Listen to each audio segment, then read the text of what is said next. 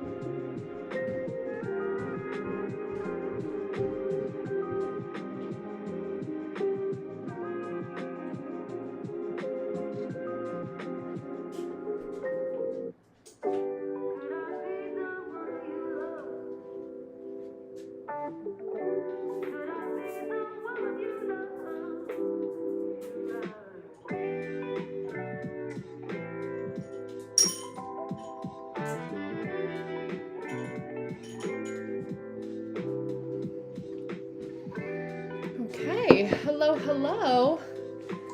Getting myself together here. I actually have my plate with food with me. Hi, Nini.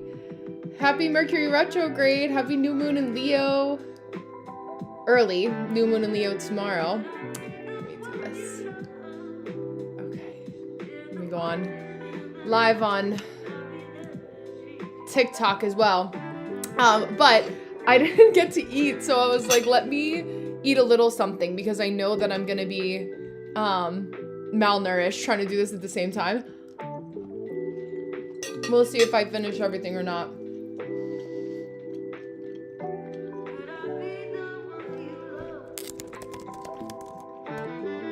But it's been that kind of day. I'm good. Well, not even fully that kind of day. Just this afternoon, I was like, I had somebody who had to reschedule their reading for today because they also got lost in the vortex of time. Hello. And I was like, you know what? Let me just roll with it. I have the extra time. It's blocked off. Hi, Ronnie. It's blocked off on my schedule. So yeah, literally I'm live typing with you and trying to cook. I know. And it's so funny because I was just saying this to somebody who I was going back and forth with one of my childhood friends, and I was like, I have to be doing like multiple different things simultaneously, right? But it's also, hi Jay, welcome. Also trying to like find the balance is always a thing, especially being like self-employed, solopreneur over here. It's like I'm the chef, I'm my social media manager, everything simultaneously. So it's like we're rolling with it, but having fun at the same time. So usually I'm not eating on live, but today I am. I'm trying to think if I wanted to grab a couple other things. But happy New moon in Leo. Hi, Crash Out Queen. How are you? I hope everyone is enjoying their dinner too, or enjoyed their dinner this evening. If you guys, how I always start these lives is if you want to drop your big 3 in the comments below, we can go ahead and get started. I will pause eating. I don't eat and read at the same time, but I needed to run down and have something to eat. This is the first time I think I've actually eaten anything live. Give or take a couple snacks, but if I am a Pisces Sun, Aquarius Rising, Scorpio Moon, fellow Scorpio Moon, I'm good. I made some roasted zucchini and yellow squash and steak for dinner, so I'm making sure I have my links all set up for you guys. Because I will be doing 10-minute readings for $13 tonight. And I will be back on tomorrow too at 7:30 Eastern Standard Time. So let me check my YouTube to make sure you guys are in the clear over there.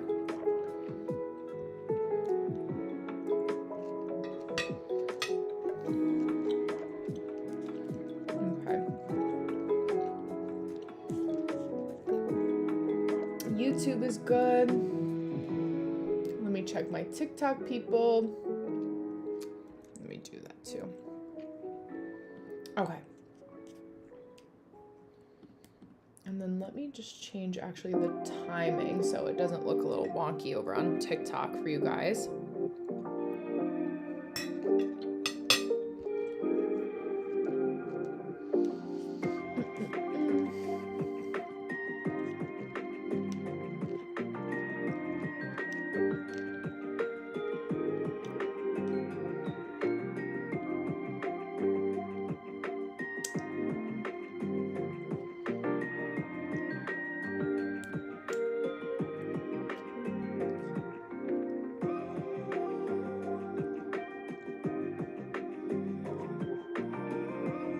Yeah, okay, I'll leave that for now.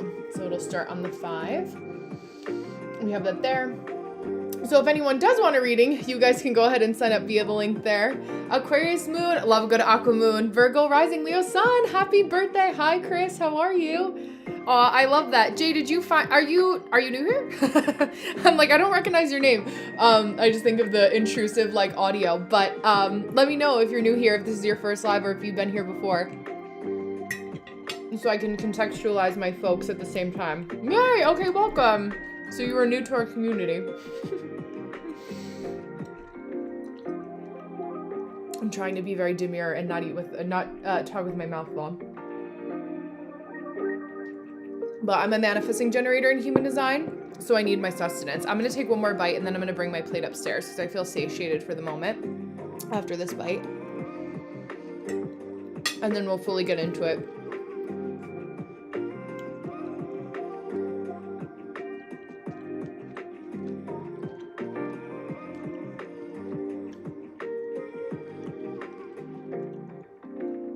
I want to talk a little bit about New Moon in Leo tomorrow. And then I do have my books open 10-minute readings for $13. I record everything simultaneously on YouTube. And after you guys, oh, Manifesting Generator 5-1. I love a 5-1. I'm a 1-3. We have a good connection. Sacral Authority, you know your authority as well. And yes, Ronnie, also an Aqua Moon. So I have all my Aqua Moons in the chat today. I'm an Aquarius rising, Mars and Mercury, so we connect. I love and obviously my fellow Aqua rising, but I love my fellow Aquarius Mercuries or Aquarius dominant folks. Actually, this new moon in Leo, I may have accidentally said full moon, but this new moon in Leo is opposing directly Pluto retrograde in Aquarius. So in human design, gate 41, which if this is too much like data input, I just want you to focus on the description that I'm giving rather than the numbers and the gates and all that. But gate 41 is actually the astrological start of the new year in human design. So it's like this new gate of contraction sits in the root chakra, and it's giving us this pulse, this urge to start something new. Gate 31 is known as the gate of influence. I made a video already actually, which is where my time was escaping me because I don't usually film at night for tomorrow, but I ended up doing it a day early for you guys. So I'll have it bright and early tomorrow for the new moon in Leo, for my energy of the day. But it's knowing where you want to take up space and claim your power. So that's been a really big thing of like, where can you take ownership over like what you want to be in charge of, what you want to be known for, especially as a beautiful Leo, right? That's how you can go ahead and do it. Jay, so if you go to the link in my bio, it's brennakeely.com/links, and it'll say TikTok live mini reading sign up. And you can go ahead and fill out your info. Your information is protected, so no one will see your birth date and time and location on the screen. I have it blocked. We'll also take a peek at your chart as I read for you. And that's on my left-hand side here on my computer. I have a dual monitor set up so I can take a peek and get all your info when I see your booking come through. So while you're filling that out, I'm actually, hi Jamie, welcome. I like the spelling of your name.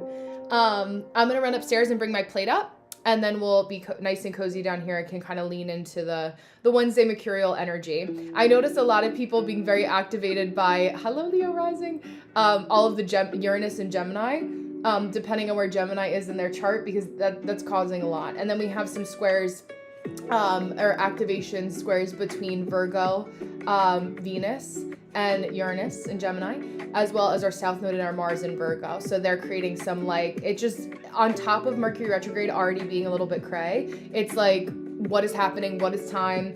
What are you even saying? I don't even understand what's going on. So it's like just having a little bit more grace with ourselves too is important for all today. So with that being said, I'm gonna go run this back to my kitchen and I'll be back in a minute.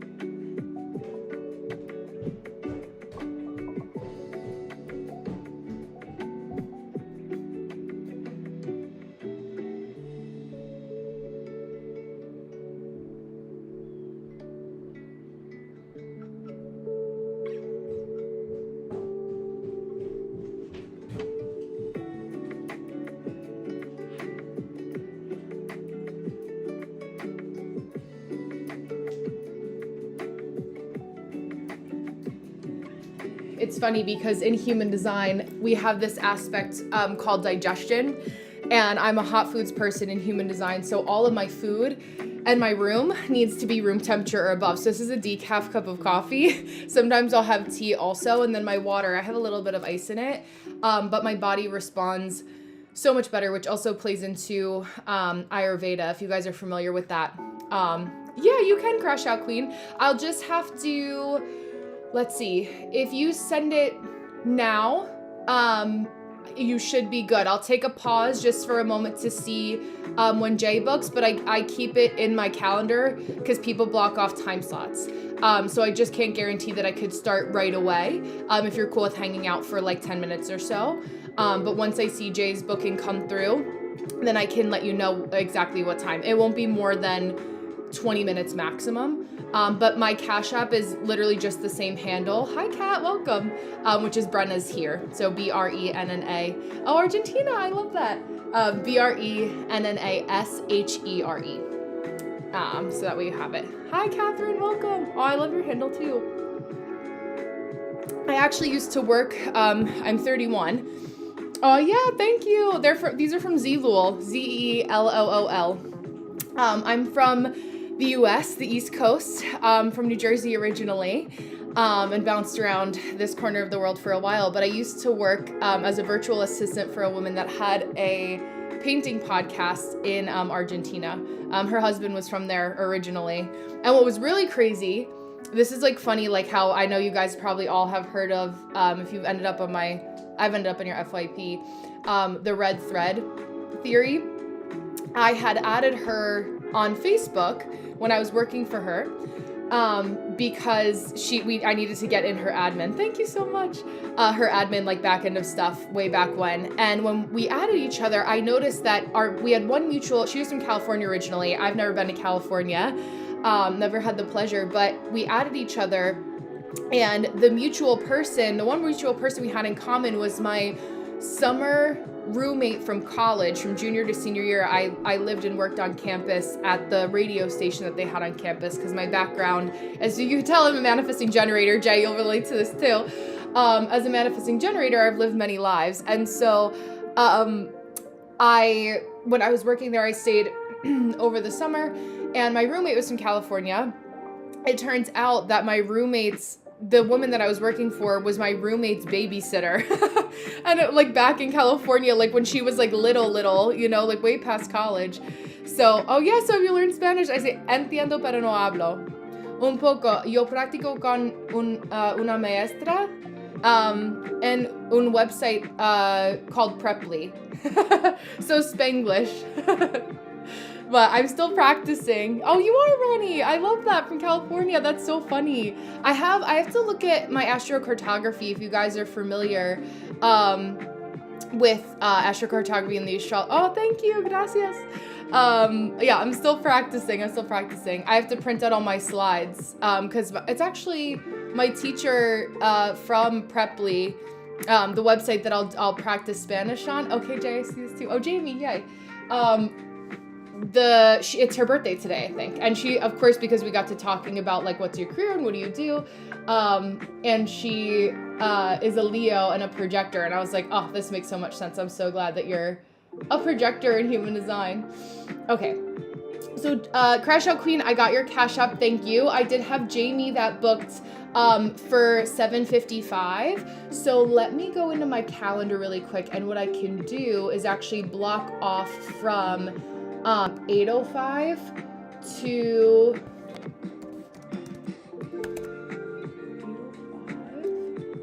8:05 p.m. Not a.m. because that wouldn't help us at all. 8 p.m. to 8:10 p.m. or 8:15. I'll give us some time.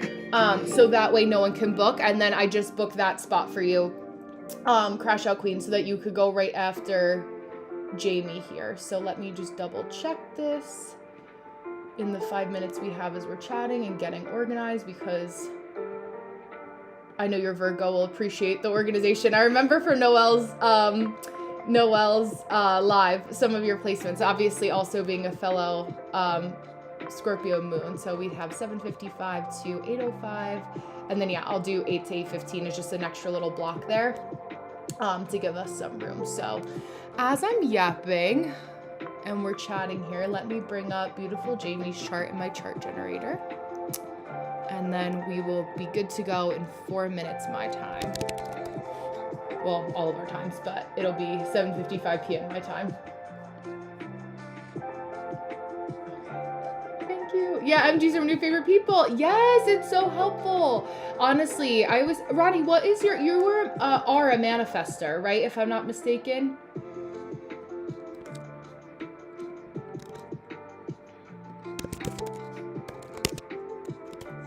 Yeah, okay, cool. I thought so. I was thinking of all my manifestors today because Trisha Paytas, who, she's been on YouTube for a long time. I'm a 94 baby, so a lot of people that are 94 babies, like, in the introduction of YouTube would watch her.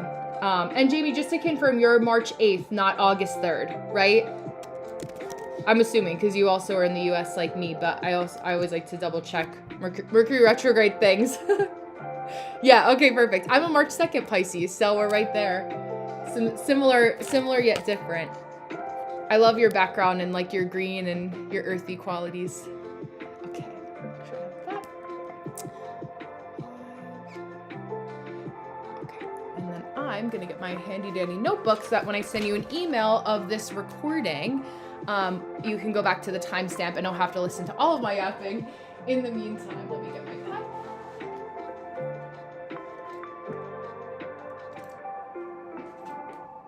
Some pink today as well. But Trisha Paytas, she was the one, if you guys have seen, that just named her baby boy Aquaman. And manifestors, I always say, as Ronnie knows, it's not my circus, not my monkeys. Like, either you like me or you don't. And it's those kinds of things that you'll see a manifestor doing, even fellow manifestors that are like, I don't get it, and then there's also the debate as to whether or not, because she's in the public eye, if that's their real names or not. That always is the $1 million question at the same time. Is that their real name? Is that their government name? Or is that just for the public eye? Okay. Oh, and you're a 1-3 like I am, and a manifesting generator. This is so helpful. Okay. I'm excited to read for you. I'm always excited to read for everybody, but It's extra special when it's personal placements too, because I can speak to it personally and professionally. Although I always say, like, any good reader is going to give you, like, whenever I'm reading for somebody that has different placements for me, this is my in September, it'll be my 10th year working with human design. And I always think of real people in real life that I can, thank you, Sahara, that I can pull from for you guys. So with that being said, I'm going to take a sip here and pop this down. And I will pivot over to Jamie, because why not? And then after that, we will have Crash Out Queen.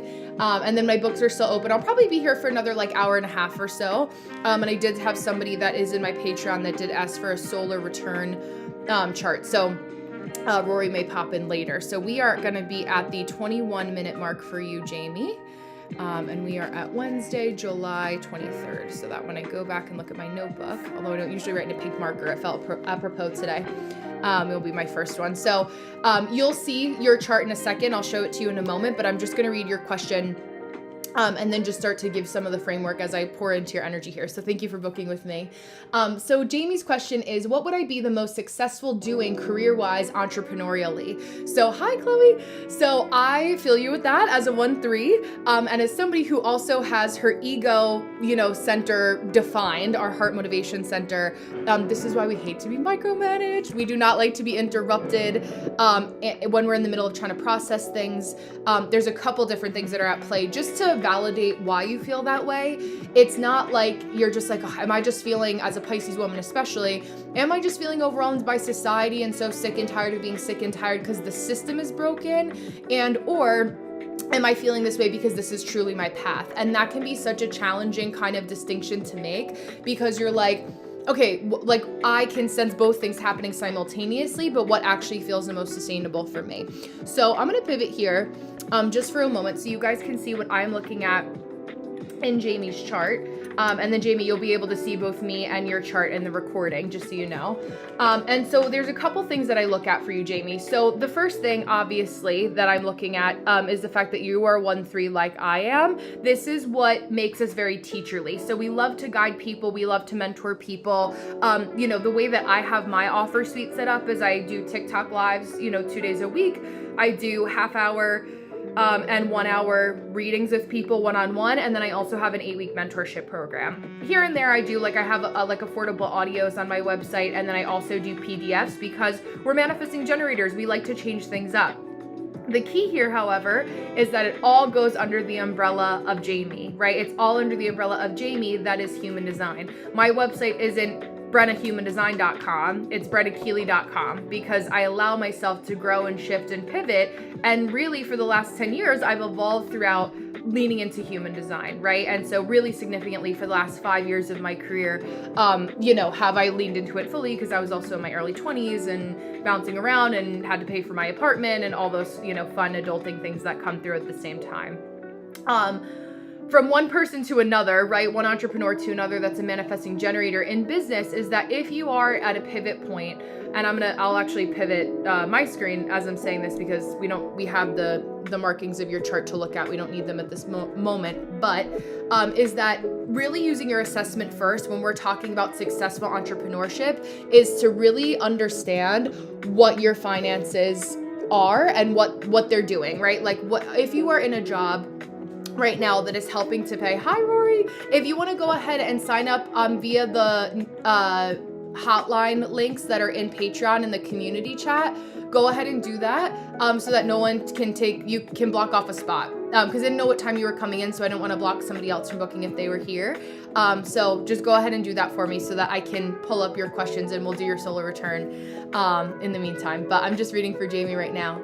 But Jamie, fork in the road, right? When we're manifesting generators, we do really well with setting the tone. And as 1-3 is a good solid foundation for saying okay, I know that I'm going to answer the call of pursuing my dreams, right? I also know that I don't know what that looks like yet, so I need to keep my job that's bringing in the income to do so. Or maybe you're, a mom, or maybe you have other responsibilities that keep you home, and you don't have a full-time job that we have to worry about, but you have other responsibilities that you are responsible for, and you say, okay, I have X amount of time that I can allow Oh, I love that. Okay. I'm selling produce wholesale on the side of the road. There you go. Hey, listen. So that's your part-time, right? That's the gig. And listen, that could be very lucrative too. People don't sleep on that side hustle, right? I was actually going over to Long Island this weekend to visit a friend, and there was women that were doing that on the Cross Bronx Expressway and leading right up to the George Washington Bridge, right? And people were paying the money, right? It's a career. And so when you're doing that, right, it's like, okay, I know that we have to habit stack, and atomic habits, habit stacking works really well for manifesting generators. Jay, you'll appreciate this too, and any of my other man gens in the chat. And so we say, okay, I know that I want to go in the direction. For you, like me, we really love like going into spirituality, anything along those lines. We love studying human behavior, productivity, manifesting, anything along those lines. Hi, Shelly, welcome. So what does that look like, right? How I see it, right, is that with human design and astrology, it gives us the structure to really be unafraid to listen to the desires that are on our heart that we know. I know if you really sat down, and you probably even know off the top of your head, and you thought like, okay, what if I could snap my fingers, make this career happen tomorrow, and do this no matter what, no matter, my training, my certifications, blah, blah, blah, not thinking about any of that. What is it that I would do? And once we get that raw foundational honesty that manifesting generators is 1-3 needs, we can then build upon it. And I've been channeling this for so many of my people because we're also a little bit psychic. And so I say, okay, what is it that you can create? Because when you create it from a place of true passion and intention for what feels good for Jamie, nobody else can take that away from you. That is yours, right? That is your light, how you're meant to shine. My Leos especially will understand that, and Leo risings too. Like, we're trying to build it sustainability. Okay, perfect. Thank you, Rory. That's perfect. I may be able to start a few minutes early for you. So that's the goalpost, right? Or that's the foundation where we're like, okay, we're heading to the goalpost. We're on the field. We've gotten to the soccer field. We've arrived. Where are we going? The next thing I'm going to read to you to help give you another little bit of a discernment distinction is from what's called the Book of Destinies. And this is one of my favorite things to look at for a career. It's just something that I've leaned into as kind of like my path for helping people uncover like their life purpose, their life theme when it comes to career, because it helps me align my people best. Your incarnation crosses are an aspect that lean into your sun sign, and of course with the new moon in Leo, which is ruled by the sun. Thank you so much, Crush Out Queen. It's literally copyright free background music from Spotify. So if you're on Spotify and you have that, I've given you there's the it's like a salmon peachy colored background. You could look at that too.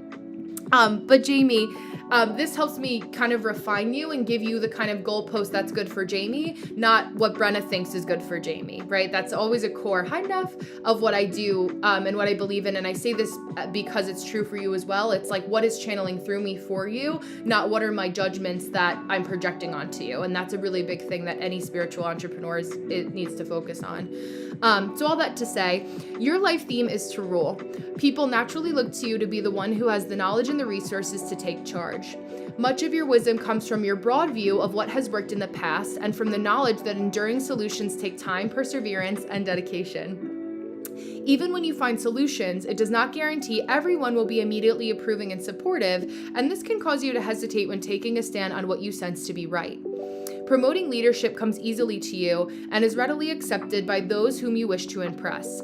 However, your efforts will be enhanced when you develop charm and grace. As the ruler, you definitely prefer 100% consensus among the people in your life, because anything less than the totality will disturb you in some way. Be courteous in accepting this challenge is essential. Being courteous and accepting this challenge is essential.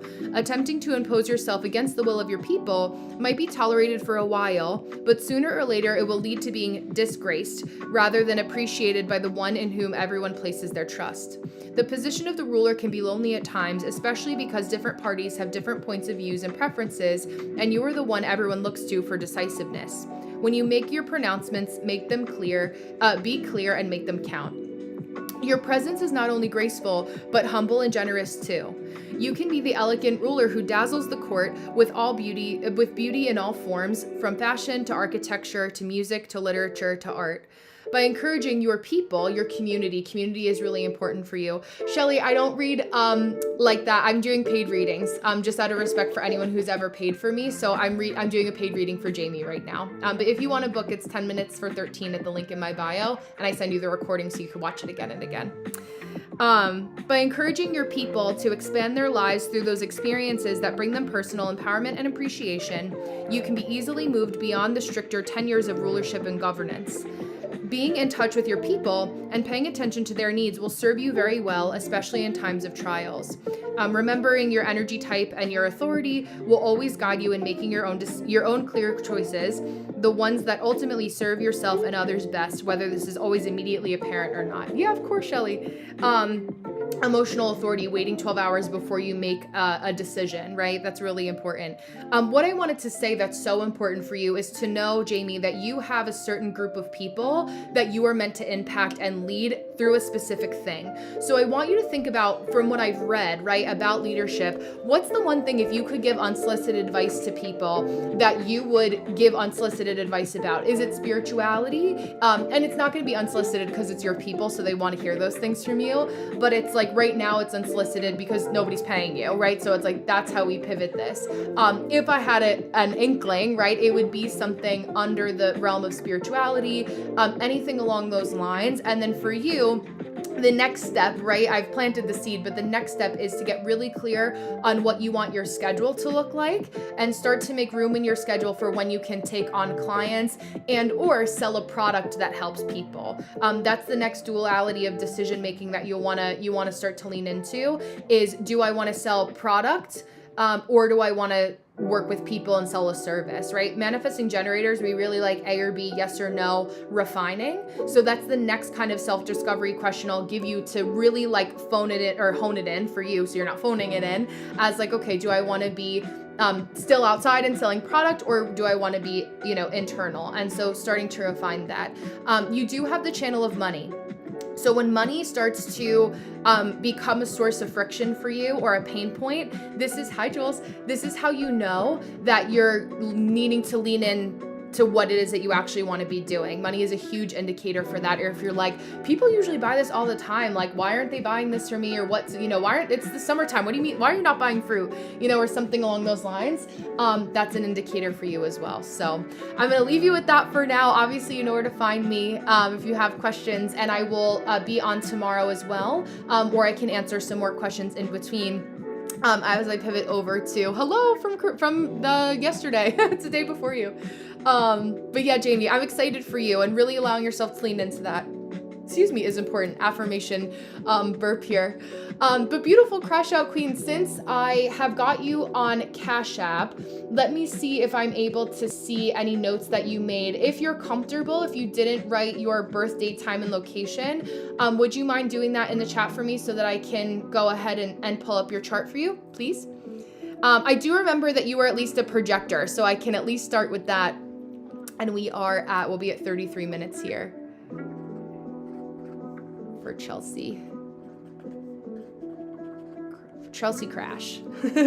Yeah, you're so welcome. So what's interesting, and let me see the information. Yeah, okay, I didn't see that here. Okay, yes. Okay, Virgo, that's right.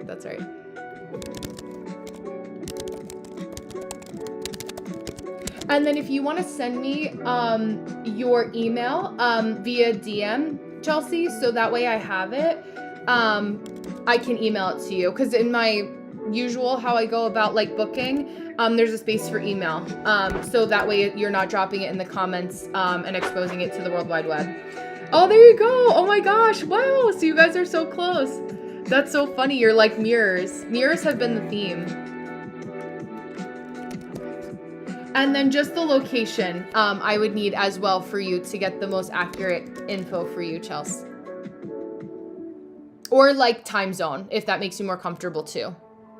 Whatever you prefer. Oh my god, I love that, Rory. That's awesome. 888. Oh, the 888888. The abundance galore. I don't know if Austin Powers means anything to you too, but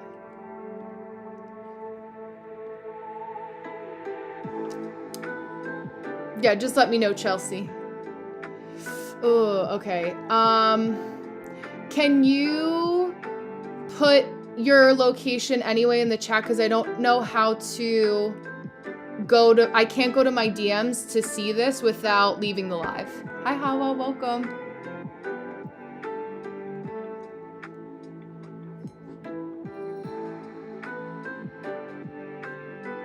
I don't think it'll let me out.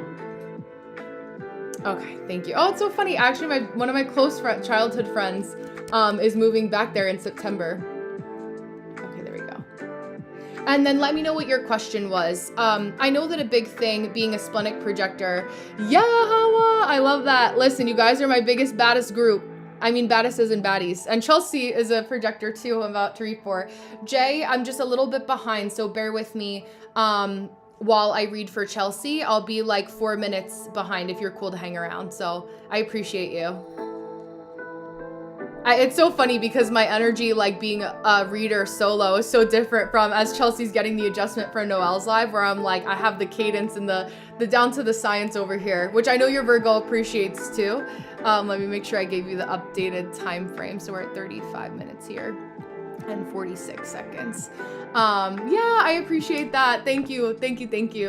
And then Chelsea, if you want to let me know what your question is, or specifically, or if you just wanted me to go rogue in the best way possible to get your all of your energy. What's actually really cool is that what I read for the right angle cross of rulership actually is exactly the same one for rulership as I just read for Jamie. So you also are the right angle cross of rulership, even though you're different sun signs. What I would read from the definitive book or book of destinies is actually the same exact one. So we can double dip in both of those for you.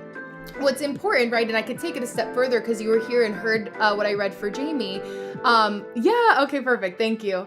Yeah, taste preference. I also have taste as my strongest sense, but I don't know if you meant like digestion. Because in my end, it says that your sense is meditation and outer vision. If you meant like human design, like taste, or if there was like just taste is like a general term. But your incarnation cross, I'll start with anyway. A couple things here. So your chart I have recorded on YouTube live, but if I actually pivot here just to show you quickly, you know what your body graph looks like, but just for the other folks in the class, you only have your spleen and your root defined. So that's what makes you a splenic authority. Okay, digestion. Okay, cool. Thank you. The only channel that you have is the channel of struggle. This does not mean that you are going to struggle all the time, but the fact that Crash Out Queen is your handle is apropos for everyone that I've ever met that has a channel of struggle. What you teach us is Crash Out Queen is like correctly, which is like, what a better time than this, is to correctly create time to schedule your crash out, right? Which is during Cancer and Leo season, crash outs galore. You're the perfect person that can kind of help us refine that. Now, when it comes to right angle cross of rulership and your incarnation cross, you get to have a little bit of fun as a beautiful Virgo for how you refine us or what you want to rule us and guide us through. Is it alchemizing for someone like Ronnie, who's a beautiful manifester in here, follows, you guys are non-sacrals, which means that you both have, you guys and reflectors, projectors, manifestors, and reflectors, don't have access to that huge pressure of that motor center that is the gut. Now, your spleen and your root, Chelsea, do provide some of that activity, but you teach us gate 38, which is gift of the fighter, teaching us what to fight for. Gate 28, gate of the game player, can have a fear of running out of time, but is really meant to teach us like, how do we be so for real with our time? Because like, we only got one life here. We know that we're not promised forever initially, because I have that gate placement too. Excuse me, affirmation burp.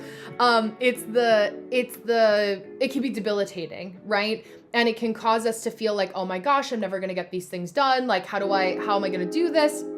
But what we're meant to do is really alchemize it. And that is run into your rulership, right? Right angle cross of rulership. So how you wanna guide people. Because you're a projector though, and because you're a gate 47 Virgo, which is actually exactly where our South Node and our Mars has been. Let me make these comments a little bit bigger too. Hi, Pia, how are you? Happy belated wedding celebration. You look so beautiful. But we're leaning into, for you, right? Like, what are the revelations or what are the concepts that you can think of, right? That allows you to guide other people. Now, the biggest thing that I tell all projectors, which is really, really, really important, is if you are going to be in the comments giving unsolicited advice, or you think about unsolicited advice that you want to give to somebody, but you're zipping your mouth and you're like, oh, I can't go there because projector, blah, blah, blah. You know, we feel that. Make it into a piece of content, or use that for a good business idea, right? Especially when it comes to your incarnation cross and your life's purpose. Hi, Orion. This is a perfect way, Chelsea, for you to lean into like what feels good. What you'll notice, and I say is like the ultimate litmus test in human design, there's two things that I'm referencing here in your chart. It's called your signature and your not self theme. Your signature is success. When you think about when you're ruling people or what you want to share, what revelations you have, what version of that revelation is gonna feel the most success. Yeah, exactly. Because you're just going live and you're sharing. It's like a preacher who's speaking at the what's it called? Like the podium, the pulpit, I want to say too, but I feel like that's not the right word. But I know as a Virgo, you'll let me know. But all that to say, it's like you could be like unfiltered in that way, where it's like, oh, do I have to worry about what other people are saying, right? It's perfect for that. You also have gate 26, which is Sagittarius, gate of the speaker, right? Gate of the altar. No, it's like the specific like wooden thing, Malia. Hello. The specific wooden thing is called something. Maybe podium wasn't, but regardless, gate 26 is like really using your words. Now, what's also specifically important for you, and why I showed your chart just before, is that you have an undefined throat center. Pulpit, thank you. Undefined throat center in human design, which means to me as well that the words and the gifts that you use in your phraseology flow through you because you're channeling them for other people. Yeah, thank you, Suzanne. Hello. You speak really well when you are like not having to over filter your words in any capacity. What I would encourage you, hi Gigi, to think about too is like as a rating across of rulership, and also talking about your open digestion, right? It's like you're opening to tasting different flavors and trying different things. Is, do you want to be labeled as a projector as crash out queen? Does that feel like the direction you want to go in for how you want to lead people? Because you also have to think about the words, the energetics of words, which has been super, super, super potent during this Mercury retrograde, like gate of influence in human design, which you have actually. So this is being activated. Where is it? It's your Leo Venus on your design side in human design. What you're learning about yourself is how to be influential over time.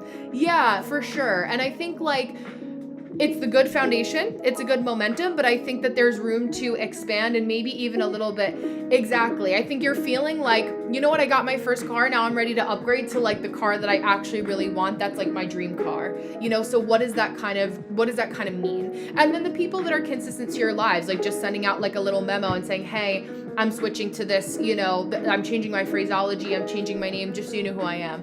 Because I've unfollowed people that I liked because they changed their name like 3 times, and I was like, oh my God, I didn't realize it was you, in a short span, right? Like we want to be discerning with that, especially with an undefined throat. You also have your Jupiter in gate 29 in human design. I also say with people that have this, especially when it comes to entrepreneurship and growing like your vehicle for how you're of service to your people, that you want to make sure that you're really saving your yeses, especially as a projector. You have significantly less energy than the average person, right? Like you want to make sure that you're preserving that for the people that you actually feel pour into you, that are the people you want to be of service to, because there's reciprocity there, right? Which is what a lot of Virgos and Leo transits, Virgo placements and Leo placements, but transits can help us alchemize. Really, you know, feeling that in your internal. Yeah, because I'm also looking at your Virgo Mercury too. Libra, Mars in gate 18. It's interesting because being sensitive to authority figures is also something that comes up with that. Like being sensitive to people trying to control you. Maybe just a little bit more sensitive to who should be in control, who shouldn't be in control, and knowing when you want to be in control. I think that's the biggest thing for a projector too, is like when you want to be of rulership, and when you're like, you know what, these people I just don't need to lead, right? There's somebody else, not my circus, not my monkeys, as I said for manifestors earlier. Let me see, we have about 2 more minutes here together as I pour into your digestion. Oh, so open digestion. Digestion in human design means Hi, Chelsea. What we digest in terms of how we digest food, but also how we digest information. So being in kind of like an open forum, I feel like your energy is like very like collegiate, like college level, PhD level, where you're like, we're all sitting on the green outside with like the cool professor, and we've all bought like our little lawn chairs or like our blankets, and we're sitting down and we're hanging out and we're connecting with our people. And so it's like this atmosphere where you're like, I want to pick up a little bit of everything, cherry pick, you know, from all of the lives that I see, what am I cherry picking that I like and what I don't. So like from terms of structure, organization, what do I like from Noelle's? What do I like from Brenna's that feels like it's going to, you know, bring me better, bring me in a better direction for what I like and what I don't. And then the real juice and the sauce between your live being the best that it can be for you as Crash Out Queen is like what your messages are that you share with your people, right? We're just more so like getting inspo for the logistics rather than like the execution of what you're saying, because your channeling is authentic. You don't really have to do much of the prep work in terms of like being studious. It's much more, I can imagine, of like channeling or allowing yourself to feel more of that freedom to channel, because it's so much of like that open portal. You're taking in information and it's flowing through out of you very openly, where like you're merely the conduit, but you still want to get compensated for your vessel being used. You know what I mean? It's like, you know, leasing a car or something like that. The people that are, you know, leasing the car, even though they don't own it, they still have to pay monthly for that membership, you know, or that subscription, so to speak. So making sure that you're charging accordingly. I always give projectors permission in the last few, you know, seconds we have together, to charge a little bit more, because you guys, again, have lower bandwidth, and allow yourself splenic authority to kind of change your things often, your energy often. I made a video, being a splenic projector, about being a splenic authority, I should say, on YouTube. So I'll email you that. I'll email you that with the timestamp, with the URL for this reading. So it's a little crash course in human design. These 10 minutes go very fast, but thank you for letting me pour into you. And I'm excited to hear how you evolve in your projector journey too, as I pivot over into Jay. And then if you guys have any other questions, you know, as I'm reading here, you can drop them in the chat and I'll answer them in between, because I only have Jay and then I have Rory in 10 minutes. So that'll bring us to about 8:40 and I can answer some questions. It is still open. Yeah. Thank you, Crash Out Queen. Listen, you're a projector. You're hot. You're a baddie. You're too cool not to be seen. So we just need to find ways for you to make sure that you're not getting slept on and getting recognized in the right ways. I always say it's the right idea, but usually with human design, we all do it. I did it. The wrong execution.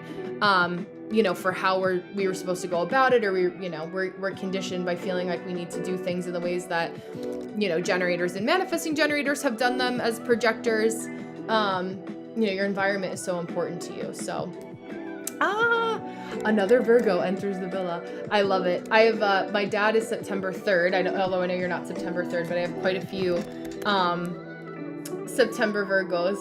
I'm like a rug. And I know you know that you're a manifesting generator. So while I'm starting here, I'll say that we are the multi-hyphenate, multi-passionate people who are here to do and accomplish many different things, Jay. And so when we're leaning into, you know, our manifesting generatorness, it's not feeling bad when we don't finish things to the societally acceptable ending of them. So when we're looking at that, right, when we're thinking about that, it actually shows me here that you would be a projector. Are you sure that you're a manifesting generator? Let me make sure. I have, let me say this. Are you September 5th or are you May 9th? Because maybe that's it too, because you're not a USer. Let me know, Jay. I would say rebranding for sure. September 5. Okay, so I have September 5, 1979, at 7 a.m. That sounds good, right? Because I have you as a projector actually as well. I bumped you to, let me make sure. Hi, Irish Medium. Because let me say this, right? Okay, that makes sense. So I saw manifesting generator and I guess I confused myself. Mercury retrograde things, but as a projector, you'll probably feel a lot more validated in this and saying that as a projector, like Crash Out Queen, let me finish the minute markers here. You're only 20% of the population. So when we're starting with human design, because your question specifically is, what is my human design? I'm new to it, and online it said a man gen, but I don't trust it. I use Vedic astrology, FYI. Okay, so this is a cool part of Vedic astrology and a little bit of the correlation that some of my fellow Vedics or sidereal astrologers I've been working on them with. And so in human design, right, we're primarily using tropical, right? So I go by the personality side first, and then I look at the design side. The matchup that I've seen, right, in human design is that our design date, right? So for you, June 5th, 1979, as somebody who would be following Vedic or sidereal would put you at UTC time in Vedic or sidereal. I know they're not exactly interchangeable, but close enough for just the sake of time that we have, as a Gemini.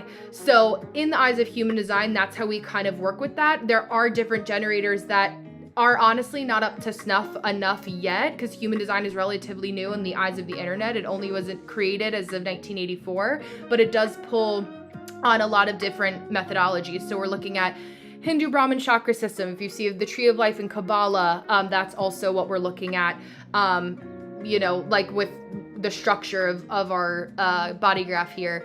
The I Ching is an ancient Chinese methodology, which is where we get the gates, etc. Right? So with that being said, right, you know that you're not a manifesting generator, so that makes a lot of sense. Being a projector, right, is where you have that need to be different because you know you're deserving of recognition. You know that there's certain ways that you want to be like, you know what, I meant to maybe like it is like sing the praises of Vedic astrology, right? I always say this, and I'll pivot this before I turn over, and I'm going to give you some really good tips actually to save you a lot of grief on the internet if you are looking to do some sort of content creation when it comes to Vedic astrology. I lost my train of thought. I guess it was more important to go in this direction. But if you were to share Vedic astrology, right, and we're looking at the fact that your only channel and the fact that you're an emotional projector is the channel of community, when you're like, I have people all the time who like will be the vigilantes or the people who put a bad taste in the mouth of people who practice tropical, right? Like they'll get in the comments and be like, well, you should tell people this because this is true sky astrology, this is Vedic astrology, this is sidereal, blah, blah, blah. Do not get lost in the comments of other people's videos. All you're doing at that point is blowing up my momentum, wasting your energy when you could make such a good piece of content that shares that, and your people will find you. If you're only channel, right, and I'm looking at this through the lens of, honestly, because we're looking at the design and personality side with that channel, gate 40 there, it's like feeling alone and sticking your neck out and feeling a little bit isolated, being a little bit like, I know this is the right idea, but I feel a little bit awkward. I'm also an intuitive human design reader, so I find that a lot of the time I'm picking up on stuff that's relative to Vedic anyway. And what I was gonna say earlier that I forgot about is I really don't care what system you use. Yeah, exactly. Like as long as you feel that it's giving you the path to fulfillment. I'm not going into a mosque as, somebody who, when I was heavily in the church, I'm not religious anymore, but when I was a Christian, going into a mosque and being like, you guys shouldn't believe in this because I'm a Christian, right? We wouldn't imagine doing that when it comes to religion. So we have to keep that same energy when it comes to people finding that in astrology, in human design, in Vedic, in sidereal, in tropical, true sky, all of the vocabulary buzzwords. And I know that sounds like a kind of crazy thing to say, but as we evolve and where we are evolving, if our predictions are correct, right, it's just having respect at every level for every human being, when respect is given and having that reciprocity be there. So when you focus on using Vedic or anything along those lines, it's so much better than getting lost in somebody's comments, because you may convert somebody, to use the religious rhetoric, you may convert somebody that actually wants to be a believer of what you're following, and it's gonna let you feel a lot less lonely when you do it in a way that feels like more evolved than getting lost in somebody else's comments who's like, a popular pop astrologer and no one's paying attention to it anyway. Every projector that tries to piggyback off of energy like that, yeah, exactly, teach its own is my motto. I love that. You and I have the same incarnation cross in human design, which is the right angle cross of consciousness. So I'm sharing a little bit, through the lens of that as well as I'm reading for you in terms of like, you just want everyone to come to a system that makes them feel aligned with themselves, right? And that is so much of the beauty of your gift. And so whatever feels most exciting for you, people are excited to learn from you because you pour out from your overflow, right? It's exactly what I'm doing right now. I'm not scraping the bottom of the barrel because I saw somebody else doing human design and I was like, oh, that feels like the right idea. Let me do that, right? I wouldn't be able to sustain the work that I do if it wasn't actually authentic. So you do that same thing to other people in a way that feels most aligned for you too.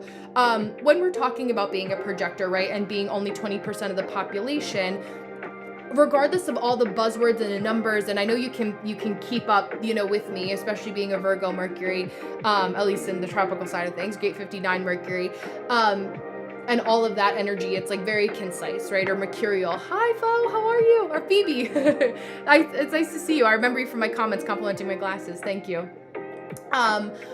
But we're figuring out ways for you to get a little bit more like structured and organized too. It's funny because a lot of that has been like structure and organization.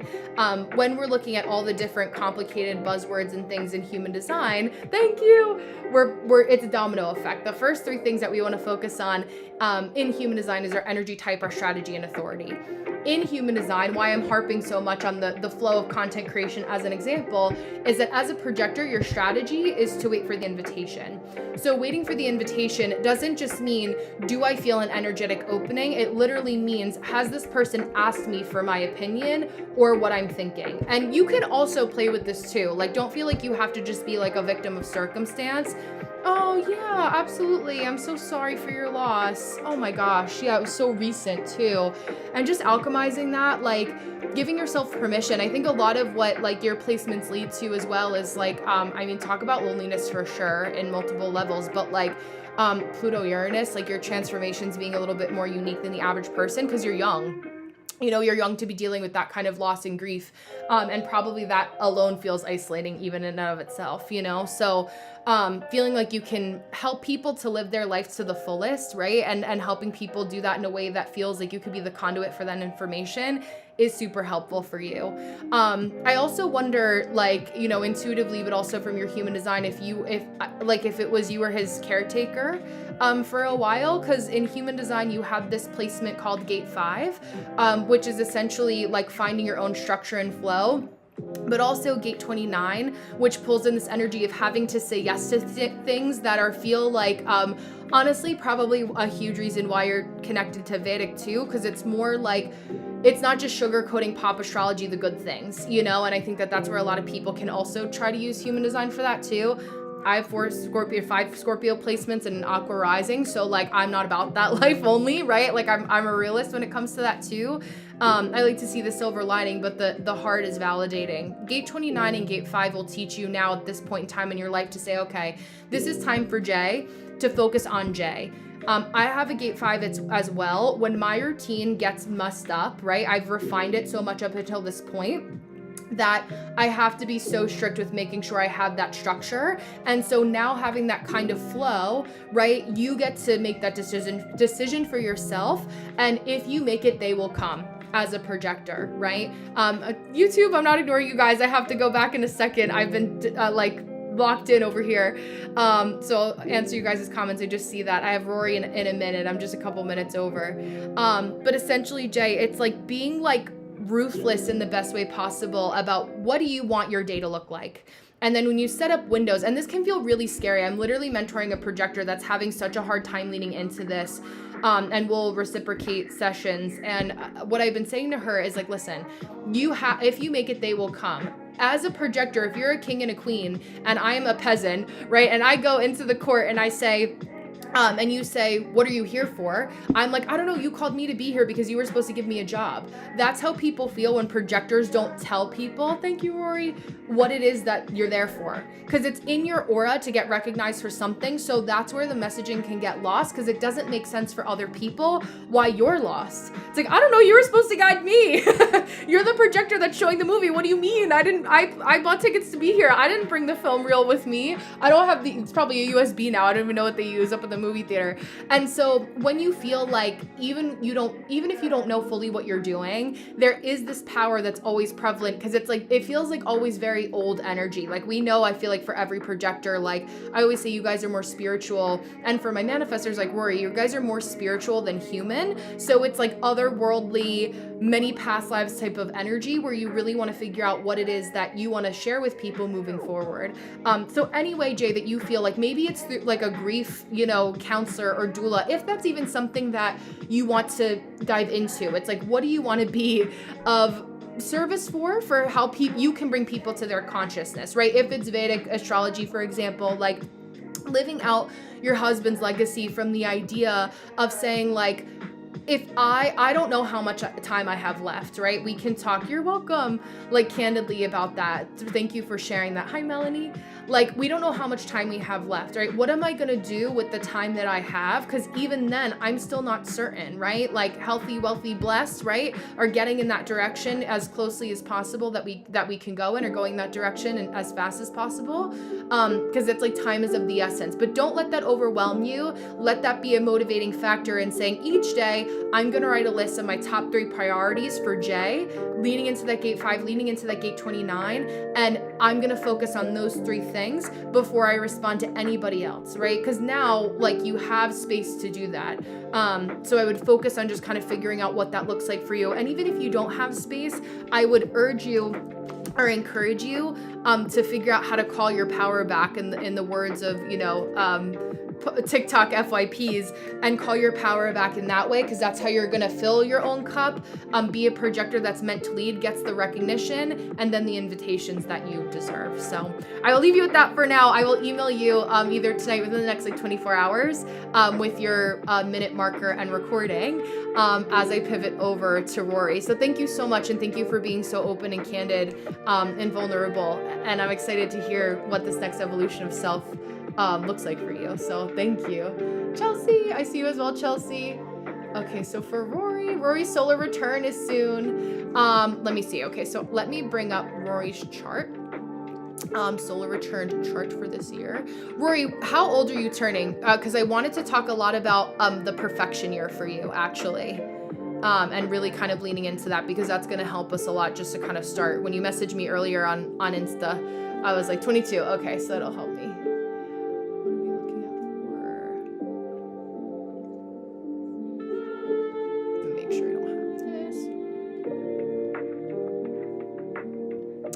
Bring up your natal chart. And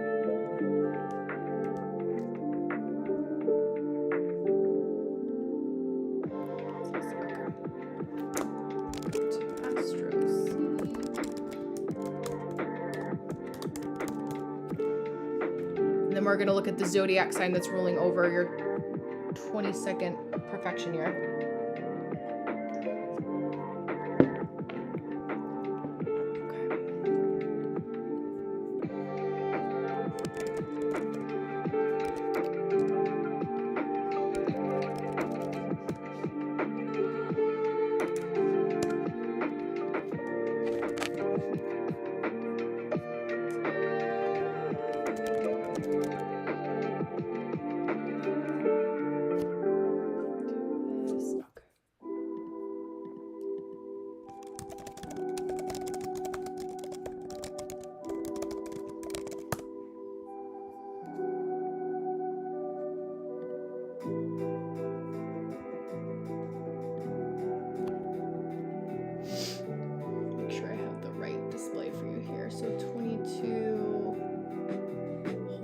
Energy.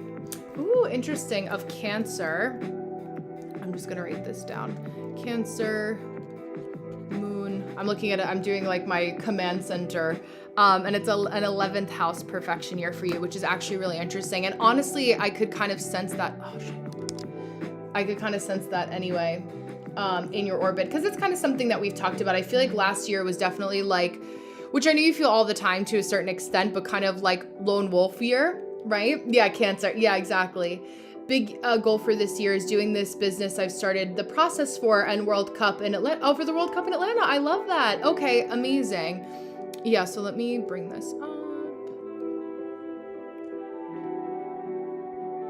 Because there's a couple things, right? So the new moon in Leo, I actually wanted to read to you from the book of Destiny, from the definitive book of Human Design, so that we could start with a foundation on your gate. So tomorrow is the new moon in Leo, right? The moon is ruled by the sun.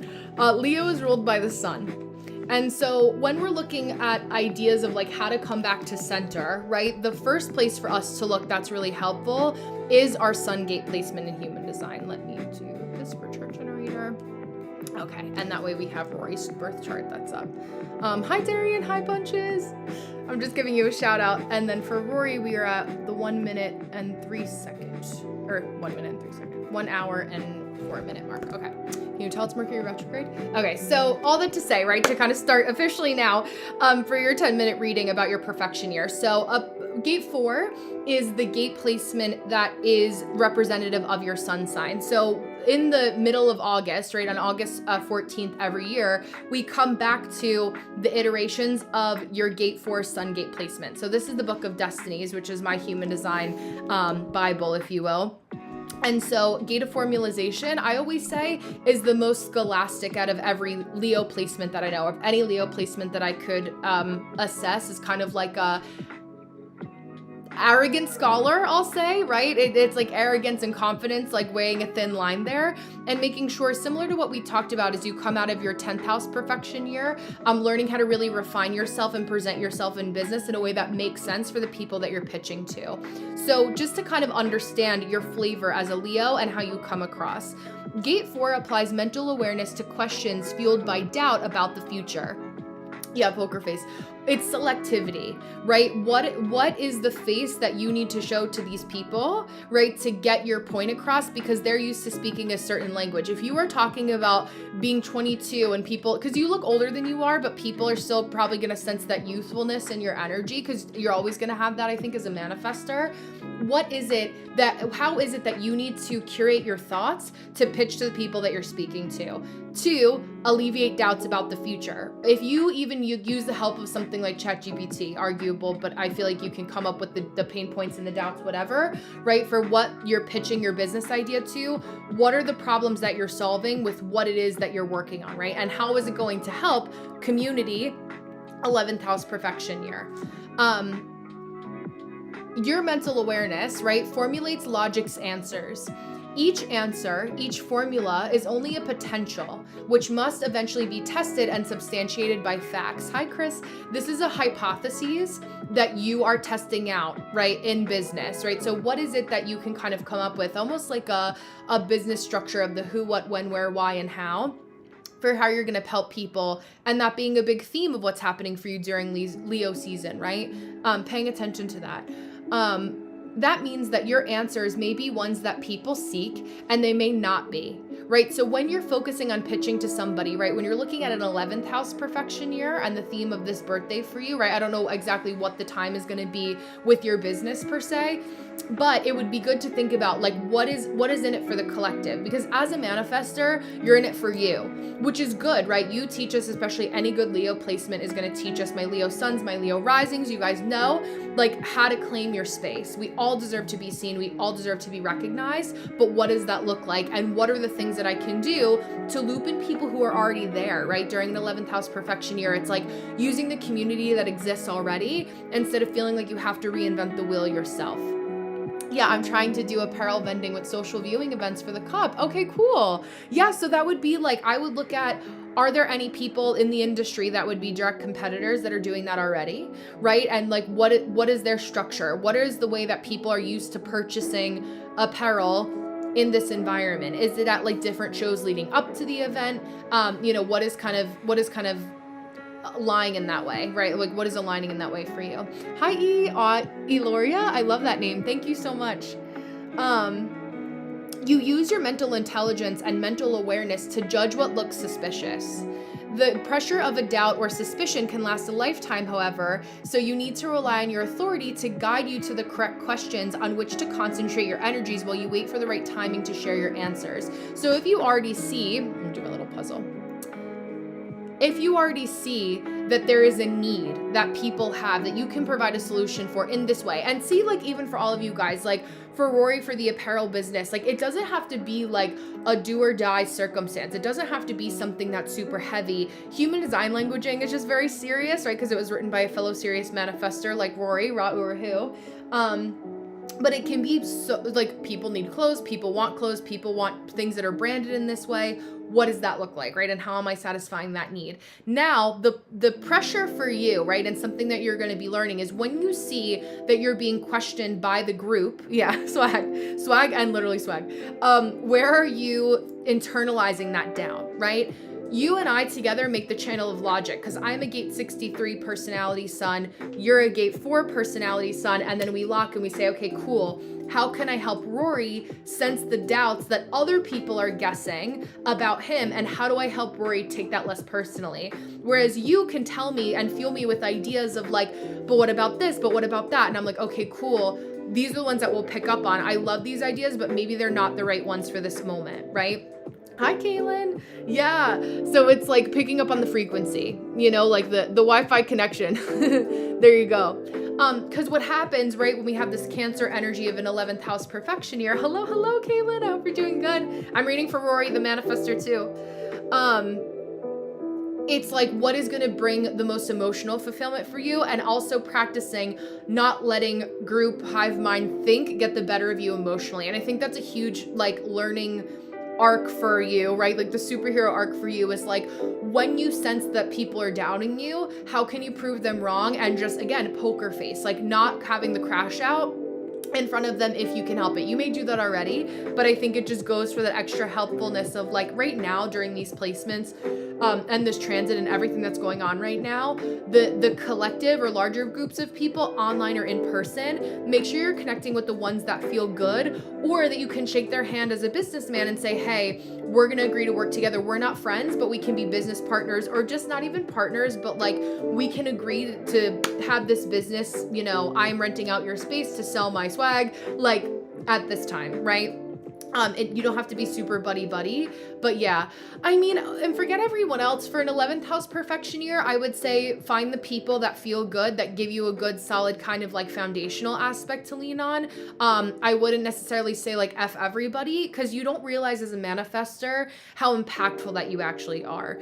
It's good to inform people of what service you have, but you're not like lying down and begging people to accept you, but also like find that line of like, for you personally, when you're not going to take no for an answer, where you deserve to claim space, again, as a Leo, versus like where are you pushing when it's the universe trying to pivot you in a different direction. Maybe it's forget certain people, but not forget everyone.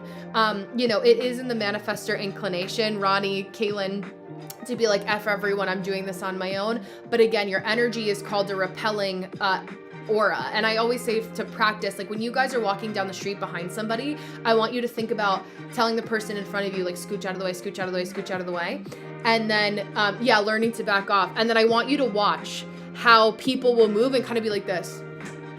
And you didn't even say anything. And it's going to be creepy. It's kind of crazy, but like you'll see it because you already know that this exists in your energy. You do have that strong repelling aura. It's a not my circus, not my monkeys. Exactly. Learning when to back off and learning when to lean in.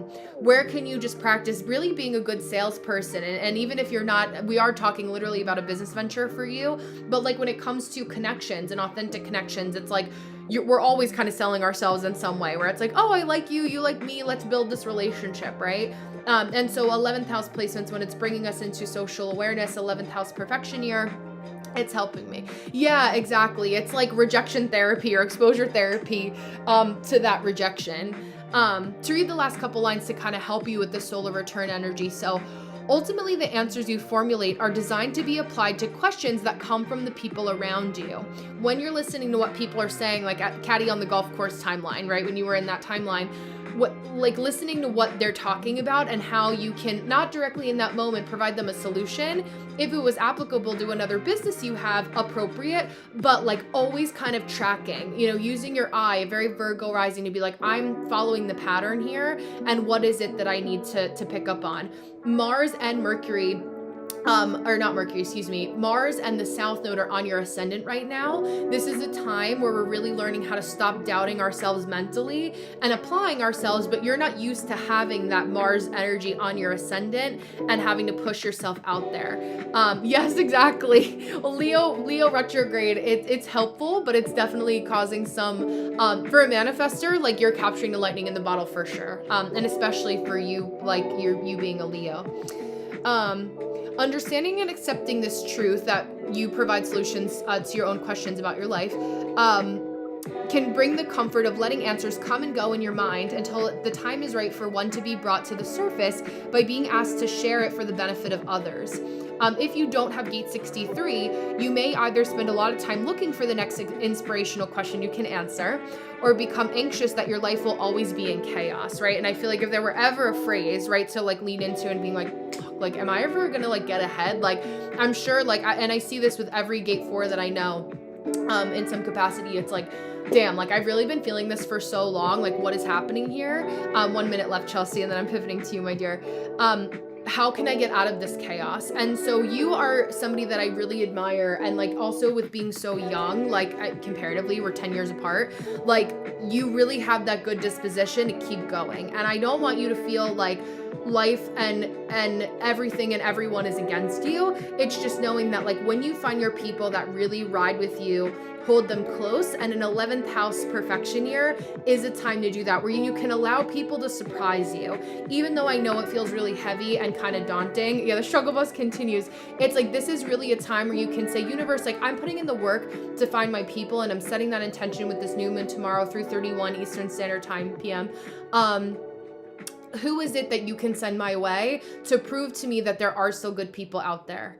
You know, and so like being firm, like you're a manifester. I'm informing you, universe strategy, and your strategy is to inform. I'm informing you that these are the people that I want in my orbit. This is the archetype of human. This is what I'm trying to do. Let's work together here. I'm doing the best that I can, right? At this point in time. Work with me. You know, I've gotten the markings, I have the tattoos, I'm working with source, I'm working with the energy, like show up for me, you know? And so I've had to do that a couple times in my life, especially in my late 20s, where I was like, I found human design at 22 when I graduated with a 4-year degree, and I was like, what the fuck am I doing here with the rest of my life? Like, what am I doing? Like, what? I just got this 4-year degree. I have student loan debt, and I hate this, right? Like, I don't want to sit in the library. So it's like, just know that everything that you're feeling is so normal, and allow every year of your 20s to be, yeah, there you go, Vesta. I love that. To be like time to experiment and to explore, and you know, everything is in service of you and your child, and like really leaning into like even your inner child, and don't feel like you're allowed to get it wrong. And even when you're getting it wrong, you're getting it right because you're learning from those experiences and moving forward. So I'm just kind of pouring that light bubble over you as you go into this perfection year, and you deserve it. You know, it's like you're doing a lot. And so I think it's helping you, you know, to just allow people to surprise you and find that energy. Hi, Darian. Thank you for pulling up and pulling in. 333 has come up so much recently. Yeah, I know, fail so much, but really take it from it. Listen, we all do. Like, if I wrote a list of all the things that I did in my early 20s, oh my God, you would be like, Brenna? Like, that was her? What are you talking about? It's just that, you know, I'm 31 now, so I've lived a little bit of life and have different ways that I want to show up and show out. So yeah, Chelsea, go ahead. We're passing the baton to you, my dear. I'm actually just pulling up. I'm trying to find where my email notifications went so I can pull up your booking. Again, in true Mercury retrograde fashion. All right, I'm going to have to X this guy out because you guys are doing the most. Not you guys, my tabs on my computer is you guys. Okay. Oh, there we go.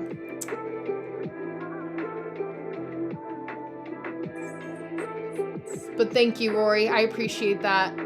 Yeah, fail is just a lesson. Cry, then next play. No, it's so true. An hour-long session that I can book for my sister in December. Could we work? Yeah, absolutely. Just send me like a DM or an email. Anything that you just want to figure out. So I can hold space for it outside of here. But thank you. I'm excited for you. And I know it feels really daunting and really heavy because you're doing a lot of it on your own. But just know that like that is giving you like lore for years to come, right? Like, I mean, that's probably, that feels like the understatement of the century, but like, it really is true. And then I'm going to pivot over to Chelsea. I'll email you, Rory, with the timestamp of this reading. So if you're ever crying in the club at 2 a.m., you can listen to it and feel that motivation. And I just know that like that we just held the frequency for you a lot. So I feel for you.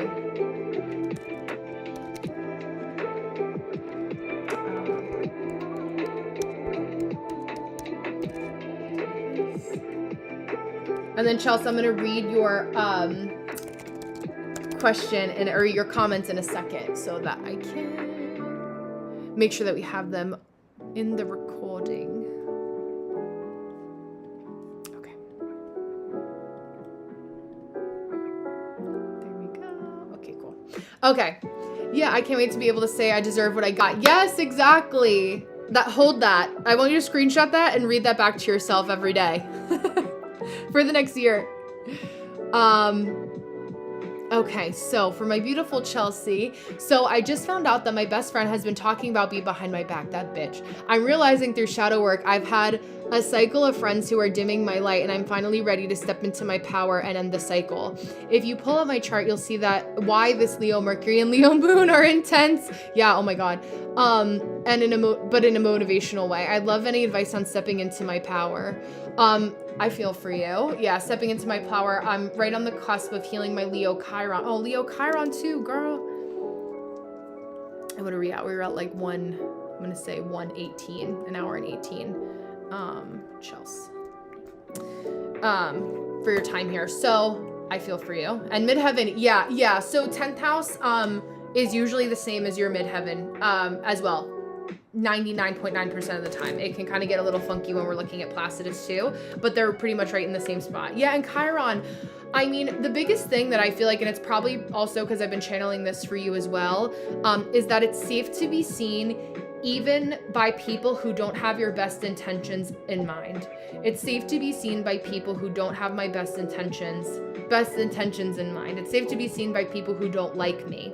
It's safe to be seen by people who talk bad about me behind my back. It's safe to be seen by my best friend who talks shit behind my back. It's safe to be seen crying or being upset about this, and that doesn't dim my light, right? These are all really good mantras that you can kind of focus on for yourself. And knowing that even if you feel that negativity, that malokyo, that evil eye being projected at you, it doesn't mean that can take anything away from your shine, right? And being able to allow yourself like the beauty in being you as Chelsea and shining brightly. What hurts is that you do have, hi Anne, you do have a Leo Chiron. So there's tenderness because Leos, you guys are incredibly creative and you're incredibly loyal. So when it's somebody that you've really been like ride or die for, because when you're in, you are in, like you are there for them. Like that fucking sucks. I'll use my F-bomb of the moment, in the PG-13 way, but that is so, that's so hurtful. And I get it. And you're like, damn, like really? Like I thought, you're outing yourself right now in that way. Like that really, really, really is challenging.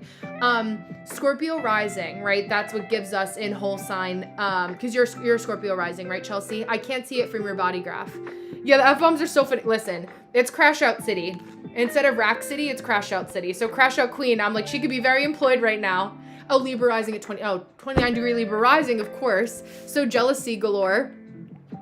I felt the need to write 29 degrees. Yeah, it's like, I mean, literally like valuing yourself to the nth degree is like so much of a core of what you're here to learn at a 29 degree. Venus ruling you. It's so funny. It makes so much sense because you have so much Tauran energy to me, but it really is just the Venus. I think of you as a Taurus and that fixedness that comes with your chart as an Aquarius, but we see that. Yeah, I know. Hi, Marina.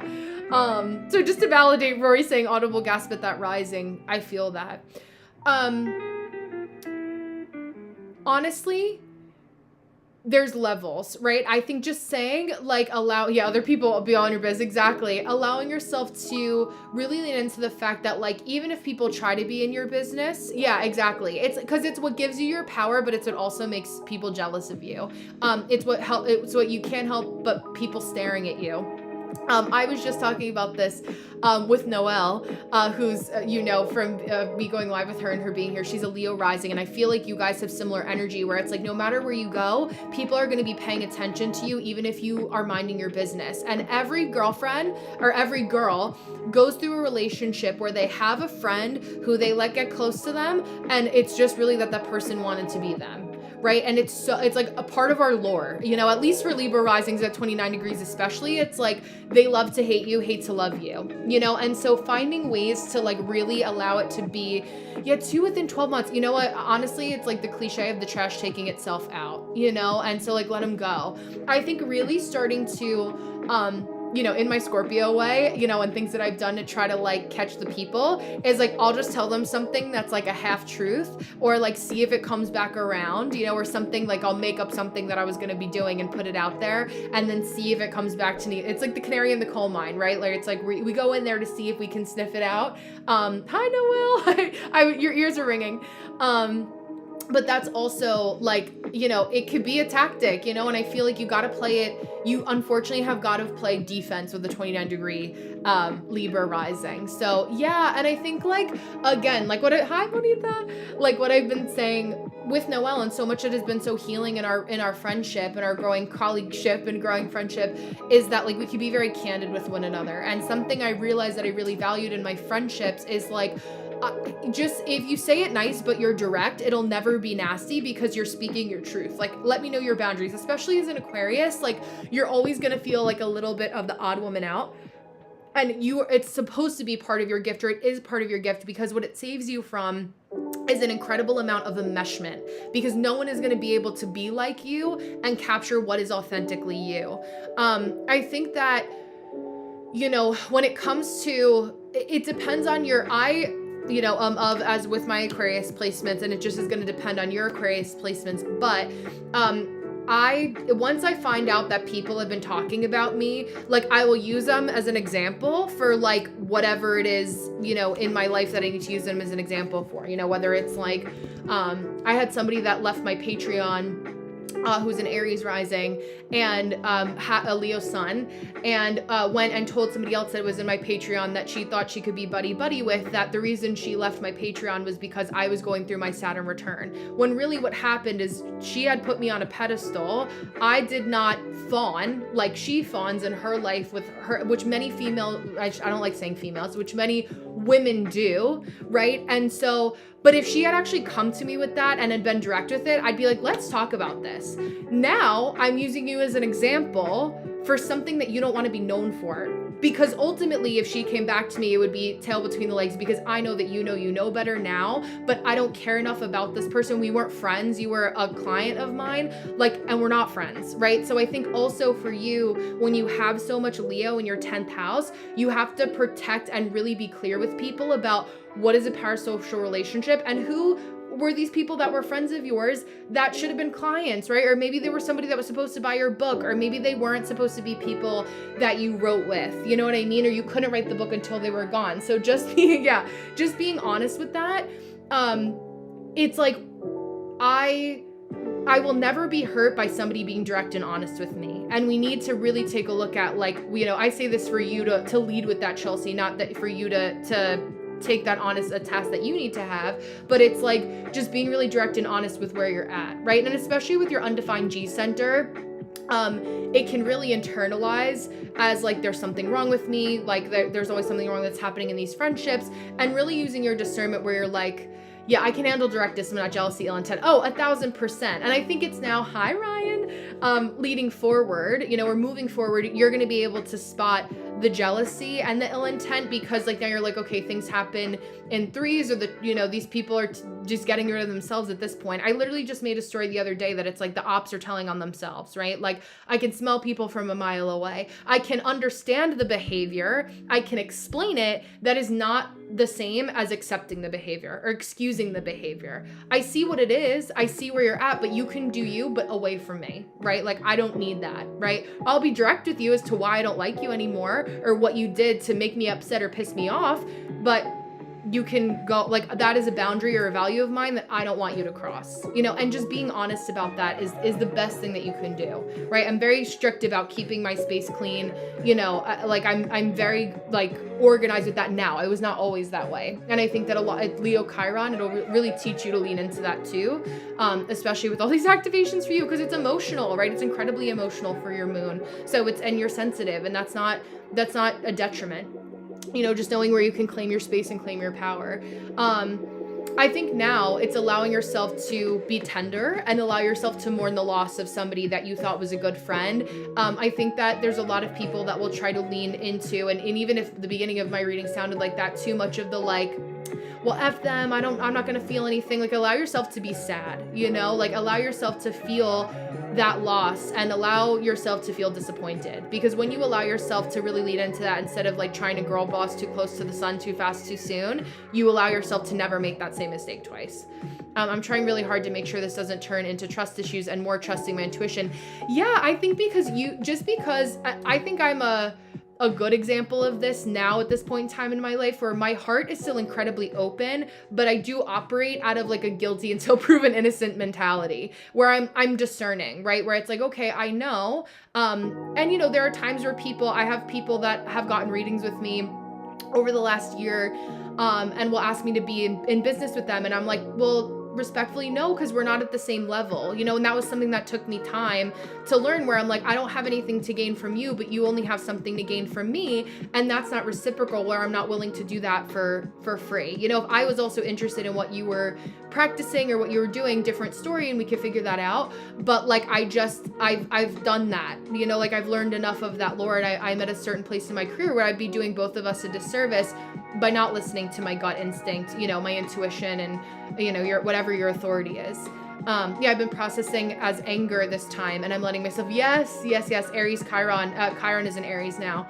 I'm letting myself process instead of doing the Aquarius thing, disassociate. No, it's true. I think also disassociation is the right idea. It's detachment that you're looking to go towards. People are very confused, where I'm like, I'm so warm and open, as you are as well, and then we detach very quickly, where I'm like, in times past, I definitely feel like the dissociation is really real, but I think that there's a window of opportunity for you to say, okay, I know that this is where I would dissociate, but how do I detach? And I learned my lesson, where it's like, oh, I've dropped it, hot potato, like I've been burned, I'm not picking that shit up again. I know it's hot, right? Like, I'm gonna let the sleeping dog lie. I'm gonna let it go. I think you just realize how much time you've wasted, and we can get angry with that too. Listen, we have so much fire activation right now. Black Moon, Lilith in Scorpio, Chiron in Aries, Mars in Virgo, Mars being the ruler of Aries, activating all of that, where it's like the perfectionism of being mad at ourselves that we didn't get it 100% perfect in friendships. And like a lot of, what good manifestor women can teach us, like Ronnie and Kaylin, and Rory. Yeah, that's my job as a nurse. Yes, wow, I've not thought of that before. I love that. I love that you said that. Thank you, Anne. But yeah, Chelsea, it's like really leaning into allowing yourself to feel that anger. A lot of like, as an Aquarius woman and having to be the one, in my family that had to hold it together all the time, it was something that I needed to unmuck before I really became like the best version of myself in my career, right? When we're talking about 10th house, we're also talking about your career and long-term reputation.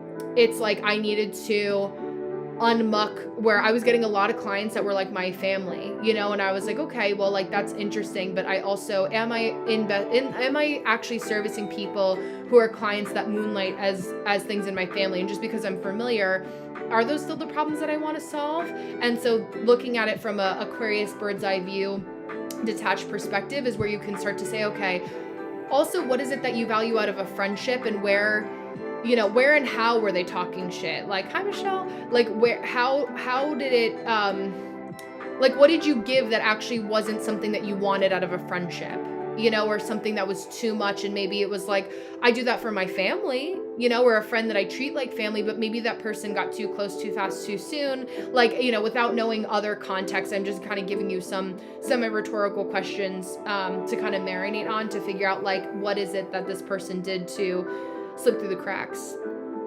Yeah, see, and like, what is that? Honestly, hi Diaz, thank you for the follow.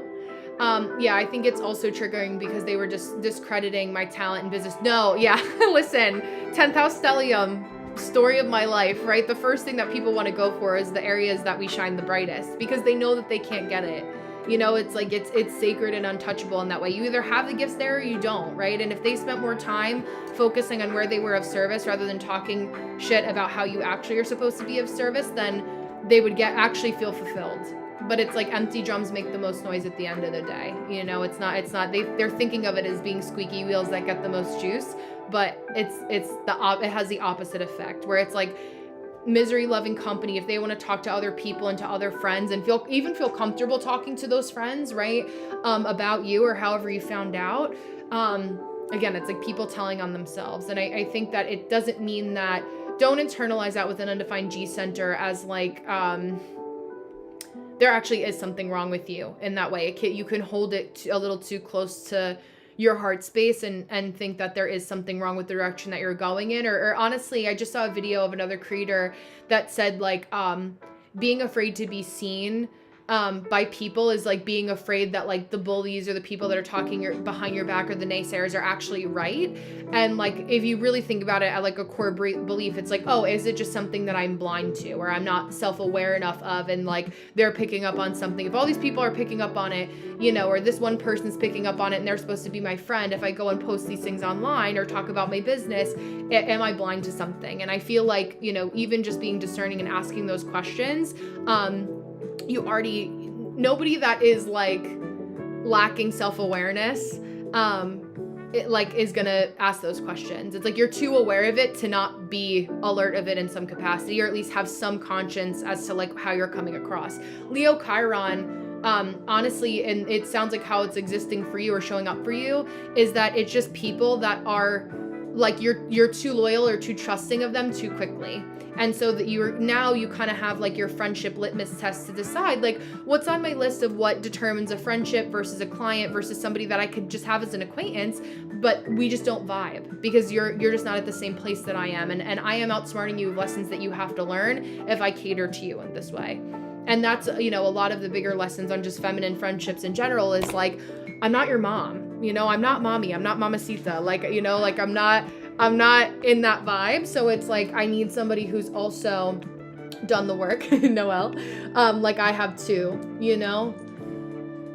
Yeah, no, you know what? I feel like I don't find you extremely offensive at all. And I think, you know, I think that it's, you just are not my circus, not my monkeys. Either people, and I consider that a blessing. Like, let the ops show themselves early. Like, let them call it out. Like, I don't give a shit. You know what I mean? Like, I would rather somebody be repelled by me, obviously. Yeah, offensive to people who are intimidated. Yeah.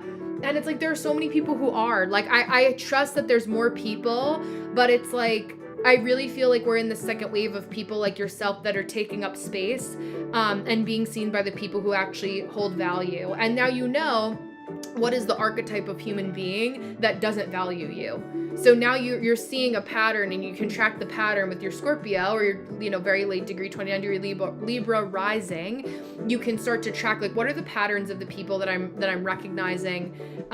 You know, what are some similarities, or what's the red thread here? You know, it's like, I also, with a grain of salt, take people. Yeah, I'm trying to stick to the mantra, especially with writing, that I'm not for everyone, just for the right people. 1,000%. Look at A Court of Thorns and Roses. I just listened to on audiobook Frost and Starlight. That book was so boring to me out of all of this, like everything that we've read up until this point. I get why she had to do it. I didn't like the book, but I like Sarah J. Maas as an author enough to stick around and still read her next, you know, finish out the series, right? The Christmas novella, exactly. I was like, we celebrated the winter solstice. We built a house. Nesta's an alcoholic. The end. That's all we got. That's all we got. But, you know, all that to say that, like, and I didn't really spoil much of anything to anyone who wants to read the series in the future, but, people are also allowed to have opinions about what we put out there, and knowing that we're not for everyone. It's like when I think, it's really thinking of yourself, if you look at a celebrity actually, how many people drag Selena Gomez through the mud because they're fans of Hailey Bieber and Justin Bieber? Does that affect Selena Gomez's money? No, right? If you look at this, like the repeated themes of, like, think of that all the time when I see people in positions of power. Like, think about literally positions of power and how many people don't like people that are in positions of power, right? And how, like, hate them with capital letters, and they're still there. You know, it's like you're leaning into the light, and we're of the varietal, and anyone that connects with me is leading with light, right? People that aren't leading with light, they can't land for that long, and that's what we're pivoting towards. But people can not like you, people cannot believe in what you want to believe in, and you can still claim your space. You know, and it can piss them off even more, but it's like just being really good with your energetic hygiene, powers of protection, you know, saying your prayers, doing your craft, whatever it is that you feel you need to do, making sure you're clocking it in what you have control over. Yeah, I really appreciated the mantra in the beginning. I felt that in my soul as a yes mantra. I'm so glad. I'll send this to you, obviously. So I feel like if we just clicked it at that beginning, you got your money's worth, right? Just the mantras, and really writing those down and sitting with them in a way, as a beautiful writer does, in a way that feels good for you, could be helpful. Yeah, I saw an author who's getting more sales because people are trashing her as copying Fourth Wing. She's not. So she's like, okay, keep it coming. It gives me popularity. It's true. I feel like with any heavily aspected Leo people, it's that all press, you can pivot to good press for you in some way, shape, or form. And I think that's like a soul resonance for you with that also, in my Leo baddies that are in the crew. I've really leaned into, like, okay, where can I allow myself to take up space in this way? Like, where am I allowed to have people not, or how do I word this more so sustainably? Like, you know, how can I use this to my own advantage? I think is a better way to say it. Josh, right? Another beautiful Leo. Like, how can I use this to my advantage? If this is the way, I asked the universe for attention. I didn't specify the type of attention. I see the game you're playing here. I was not specific enough. Let me use this to funnel it in the right way. Right? Let me coordinate it so that I can use this to get the views, right? And that's where, like, people have, you know, there's people who I'll follow some people that have, like, what I eat in a day. There's this one woman who goes by Matt, and she, you know, is a bigger girl, but she, you know, like, people body shame her all the time and are like, you know, will write in her comments like, she'll do like what I ate in a day, from like my 8 to 5, right? And there are people that are in the comments and be like, well, show us what you ate afterwards. And all of her comments, right? She's a perfect example of this, where she'll, like, people will comment back who are like defending her and are just like, a person has to eat regardless, are like, but they're literally paying your bills. Like, they're the reason that you were able to work less, work from home, you know, maybe like quit your job one day to do something else, because like that is putting you in the creator program to make money off of that. So it's just, Leo placements, you're really good at teaching us how to alchemize taking up space. Yeah, exactly. The yapping into light. Hi, Kiana, how are you? Yeah, thank you so much. This makes me feel more empowered and ready to let the ops op and jealousy run off my back. No, it's so true. And like funneling that jealousy and being like, if you're gonna stalk my page, like, I'm gonna make swipe ups and things that you can click on and places that you have to go where it benefits me. Hi, Chica, how are you? It benefits me to push you in the direction of at least your eyeballs are on it. And then say your levels of protection. Do your levels of protection to say, thank you, Chica. Like, I am holding my space sacred here and I'm protecting myself. Yes, feeling the fire. We were just talking about that with Kiana. I feel like can relate so much, Chelsea as well, because she's a beautiful performer and singer who has a single out as well. If you guys are music listeners like I am, to follow Kiana as well. You have beautiful stage presence as well, Kiana. But like feeling safe and taking up space and feeling the fire out. I feel like we're really holding the sacred feminine fire tonight in all of us, right? Gender aside, we all have feminine, we can use that word, feminine and masculine traits, that we exhibit at any point in time. Likewise, of course. So, you know, it's like really leaning into the anger that comes with sacred rage. Hell hath no fury like a woman's scorn. Shakespeare knew. That's why people probably think Shakespeare was a woman. Hell hath no fury like a woman's scorn. Yeah, falling for female empowerment, literally. It's like we're allowed to be seen being angry too. It's safe to be seen as being angry. If I call out somebody that did wrong and it makes them look bad, that's not me talking shit. That's me explaining the facts of what happened. And if that makes you look bad, that's on you.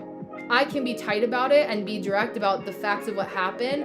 I'm not gonna apologize. If someone wants to take it that way because they're also of that varietal of human that did that, okay. But I'm not gonna get bullied by somebody who I don't want to be. You know, like, all right. Go ahead and sit on your pages that you don't post. Your girlfriend that talks bad about me behind my back in your position, Chelsea, you know, like, great, congratulations, you know, like, you're not doing anything. So, yeah, me pulling the world in strength, the perfect time. I love that. Literally, I went over with Chelsea, but I was like, I just know that this is a vibe for all of us. Like, everyone is feeling that and Orion, I was thinking of you with the Cancer rising. When I did my video today, I ended with Cancer rising because I started with Leo for the new moon in Leo, and I was saying, like, what are your top 3 priorities, and like do them for Orion first, or as a Cancer rising, as a Leo rising, before you connect with anybody else. It's like, what do you need so that you can pour into you before you pour into anybody else, right? With the exception of the fur babies, but that's different. Yeah, sending you so much Lilith and Hecate energy your way to let the hate deflect. Yes, absolutely, because it's like returning it, right? The mirror's out. We don't need it.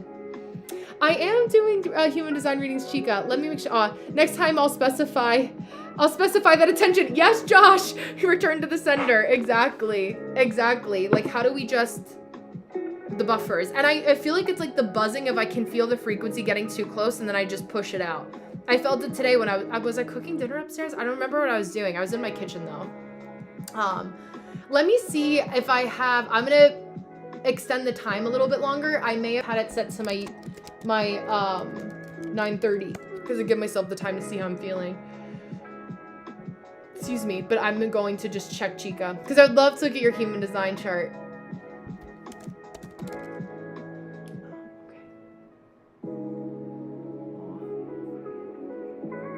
I hope you guys are doing well over on YouTube. I'm sorry, I feel like I've neglected you guys. I do want to go back to doing some YT only like stuff for you to hold our sacred community there. It's the Mercury retrograde kinks that are working themselves out.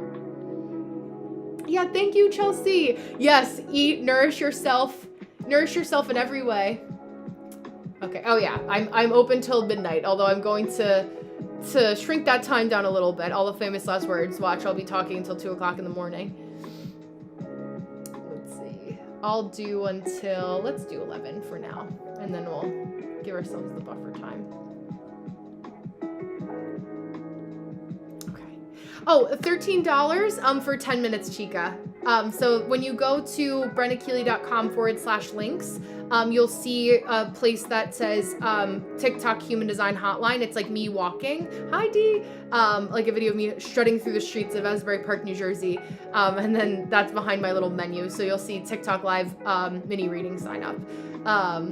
So yeah, $13 for 10 minutes. And I record them and send them to you so you can watch it back again and again.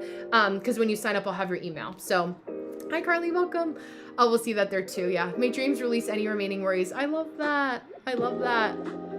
I know, but all my Leo placements, like Josh, Noelle, oh my gosh, like I feel for you guys. Josh, I feel like this is just like intuitively like such a big year for you, and I just want to like hold you in the sacred container of like building the momentum. I know it feels overwhelming to think about where you want to go in the process of now.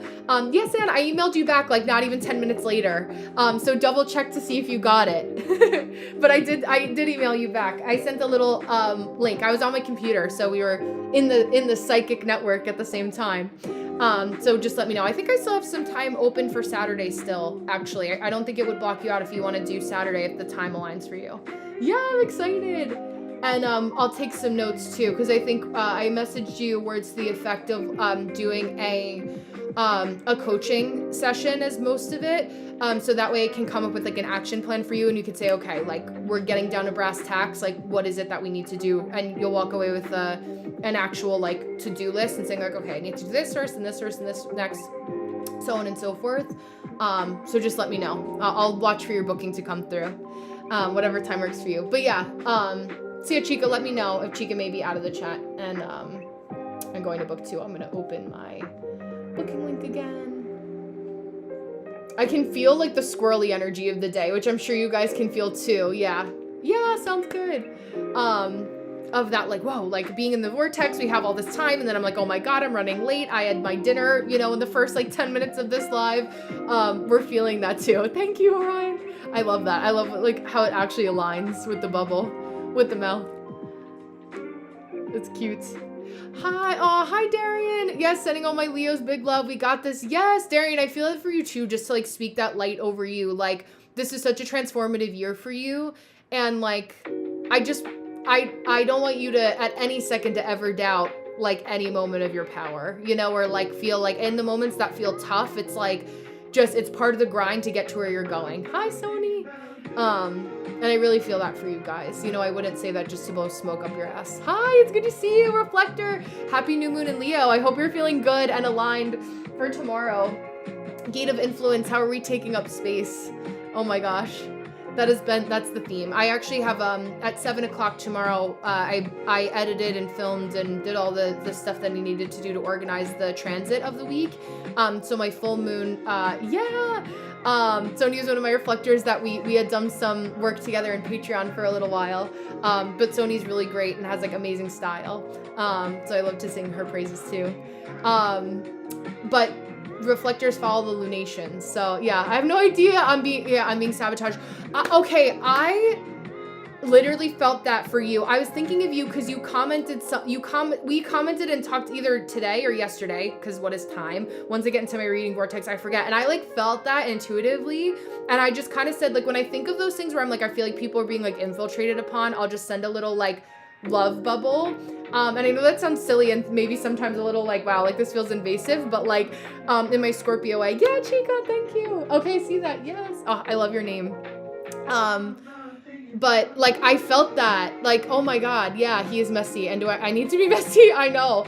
Well, listen, I feel like new moon in Leo, it's like, where do you feel like you need to kind of like, get him out of your system? You know what I mean? In all the ways. Hi, Ian, welcome. Just like get them out of your system. You know, that's what I said today. I was like, sometimes the mess needs to happen because we didn't enter into things correctly. So we can't exit them correctly. And it's kind of like, if you're safe with the mess, that can also just like, you know what you're in it for. You know, like I trust you, right? Like, you know enough. You have all that Scorpio. Like you're tracking, you got it. Happy almost birthday, Chica. Aw.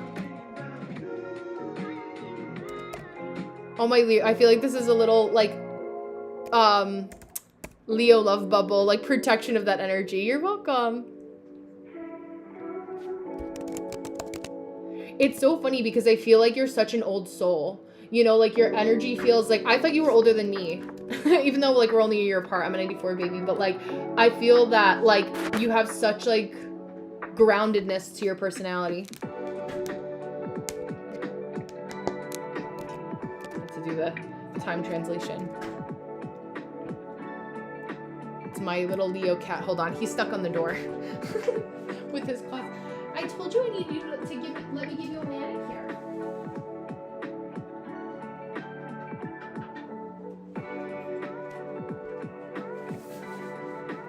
It's so refreshing out that I'll keep the slider door open, and then he sees the bugs and he scratches at the screen. And he'll get stuck when he did. Hi, China, how are you? Singing you praises and blessings for the new moon in Leo tomorrow. I hope you're doing well. Excuse me.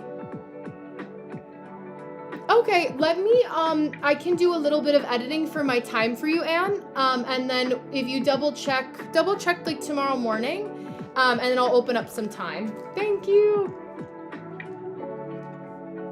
So that way, I can make sure that we can open something up.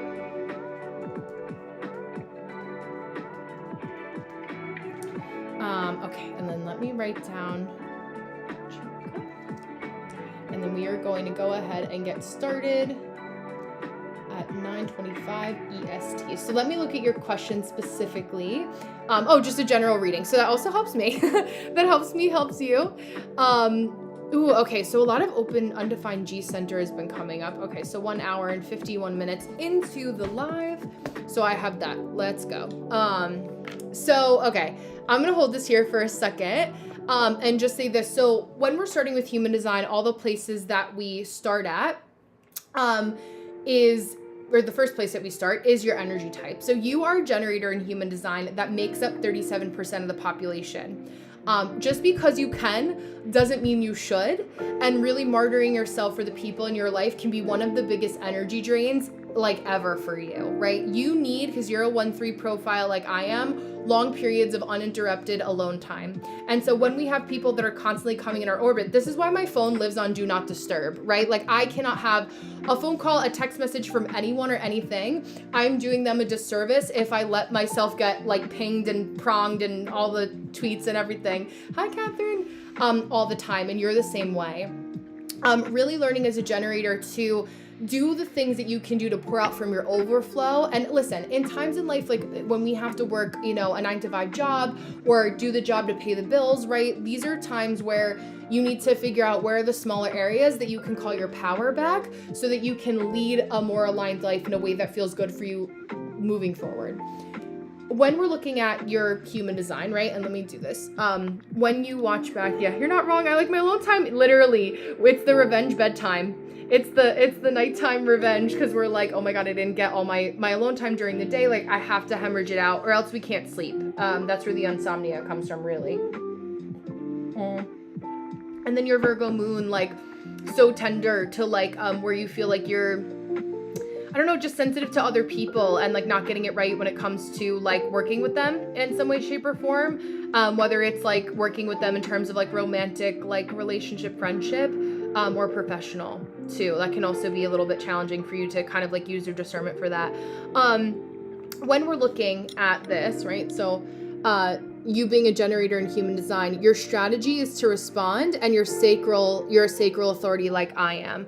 So this is your sacral chakra or your sacral center. The best thing that you can learn how to do is not overrule your gut instinct with your logical mind. Allowing yourself to really tap into what feels good for your gut and not being like, okay, like literally if you're like, say you wake up and you're like, okay, I have this really big project at work tomorrow, but I feel like garbage and I really need to sleep. Even though I know that like, I feel like I'm going to have to reschedule this project, but like, I can't, whatever. My body is telling me I need to rest. Allow yourself to rest. What usually happens, and what first happened when I was practicing my human design experiment, is something would happen where I was like, I did that even though I felt like it didn't make sense or I was like paranoid about it going wrong. And then it ended up like the person canceled or they called out that day also. So like they weren't even there and I just didn't know. It always works out in your favor when you listen to your gut. It will never steer you wrong. I'm just going to turn down the lights a little bit because they're hurting my eyeballs. And so that can take time. You also have a couple aspects of your human design that are a little bit prone to melancholy and depression. I don't know if we talked about that, but allowing yourself to just like lean into the sadness and doing things to kind of alchemize it and not feeling like you have to judge yourself for feeling some type of way is also really important. I can imagine that was probably a little bit isolating for you growing up. That's better. Growing up in different ways, whether it was just because of like your family didn't understand you, like the people that raised you, or just like friends around you. Because you're a Leo, like you love to shine brightly, but like you're a gate 33 Leo, which means that you don't express your Leo-ness like most Leos do. You do need privacy and are meant to keep certain things quiet, and like not everyone is supposed to know what you're doing all the time. So yeah, so that's also important. Again, there's a repeated themes of that in your chart. What else did I want to pull up? Yeah, I mean, so also to kind of validate some things for you, your Saturn return was in gate 36, which is the gate of crises. And so really learning like what are actual crises versus where am I projecting, or where are people projecting on me that like I'm supposed to solve their problems, even if like these aren't actually crises that I want to solve, is important for you to pay attention to. If you haven't, I feel like there's a lot of what you learn. You also have it in the second line. So maybe if crises felt really overwhelming, you retreated, or like you solved this person's problem Libra Mars, and then like you ran away from them because you were like, okay, I need to not talk to this person for like 6 months, and then it's almost like you let them back in your life because like you forgot about how bad it was the first time. So it's like almost like I don't want to say like Munchausen's by proxy, but like it could activate a little bit of Stockholm syndrome. I feel like you're stronger than that and you know this, so like I say it laughingly because like you can outsmart it, right? Like it's part of the process to learn like, okay, I know that this is a really big deal to this person, but does it have to be a really big deal to me as Chica? Like, does it actually have to be something that like I have to deal with, or like that has to be a problem for me, or something that you're putting onto my lap? A big way that you can lean into this, and if there's nothing else that you take away to remember this, that when you're looking at people, places, and things, and you're like, okay, how does this align with my human design? You want to ask yourself, does this person, place, or thing make me feel satisfied, or am I feeling dissatisfied? Am I feeling frustration? I forgot the word. It's my litmus test too. I was like, what is the word? Am I feeling frustration? And so when you're feeling frustrated or even angry, which we feel every single day, I have people at the beginning of their human design experiment that are like, that will ask me like, well, how do I stop feeling frustrated anymore? You know, or how do I never feel frustration again? And I'm like, well, you can't. Like, it's literally every day. I still feel frustrated every day where I'm like, okay, I'm frustrated because, you know, I'm cooking dinner too late, you know, and I didn't get to eat in the way that I like to, in my routine and my gate fiveness. But I'm like, okay, Brenda, like it's Mercury retrograde. Like you can bring your plate of food down here. People aren't going to care if you eat on live for the first 5 minutes. And like my cycle time is so much quicker, but that doesn't mean that I don't feel frustration still. And I'm 10 years into doing this. So I just like to tell like people like you that it's normal. Yeah, listen. And I would say, Chica, like, is there, especially as a 1-3, like, is there something that is there a desire on your heart? And I'm asking you is like, if you want to drop in the chat, like, what is something that you've wanted to do? If you could snap your fingers tomorrow and get a job in it, or like in the last like 4 minutes or so, 4 minutes, that we have together, 5 minutes or so, like what is something that you would love to do if you could just make it happen for yourself? Or like what would you be looking for a job in? Hi, Chris, welcome back. And I know anything probably feels like the answer, but if it was like perfect. Oh, I love that. Okay, so community manager, marketing. So there's a couple things. There's this platform. Okay, product manager. Okay, yeah, there you go. There's Upwork, which you may have heard about. If you make a profile for being a community manager and look up specific online communities to manage, I want you to look up Mighty Networks. That's an example. You're smart. You're a 1-3. Go on YouTube and you could literally go to YouTube University and teach yourself how to manage something like Mighty Networks. Like, say you do it and figure it out after, you know, like I can manage communities and online portals for Mighty Networks, maybe a Facebook group, although I feel like I would slide away from that a little bit. Hi Hadley, Teachable, what is it? Thinkific or something along those lines, like managing communities online, right? And that can literally be like, if say like, if I needed somebody for my Patreon community to go in and be a moderator, right? And I paid you $20 an hour to manage my Patreon community, right? Like that would be something that you could offer. And then as a part of that, naturally, it kind of leans itself into marketing skills. And I would also, Kajabi, yes, thank you, Anne. Wait, it filtered, which is funny. They're probably like, what is that word? Kajabi would be another one, right? Like those are areas that you can kind of look in towards and say like, okay, like this is the way that I could do this online. Because again, you need long periods of like introspection and time alone. So like online work may not be a bad idea. Not to say that you couldn't do in person, but like you want to be left alone to do your own thing and know that you're trusted to do it. I think also it's kind of hard with certain people that like they really like to micromanage you, even if like you're younger than them. So like that can also be kind of like something that you're more sensitive to. But that's also kind of like just a couple actual literal places to look into that I can kind of give you as like actual tangible tools and that I can lead you with as well. So I would focus on that. Also kind of, again, ask yourself, like, do you want to be in person? Would you rather be online? As a generator, it's really leaning into A or B, black or white, yes or no questions that can distill and discern what it is that works for you. Yeah, when I was a projector, it was a bit tough because of people I was working with. I know, it always is. Circle app, yeah, I forget about that. I feel like that came about a while ago, and then it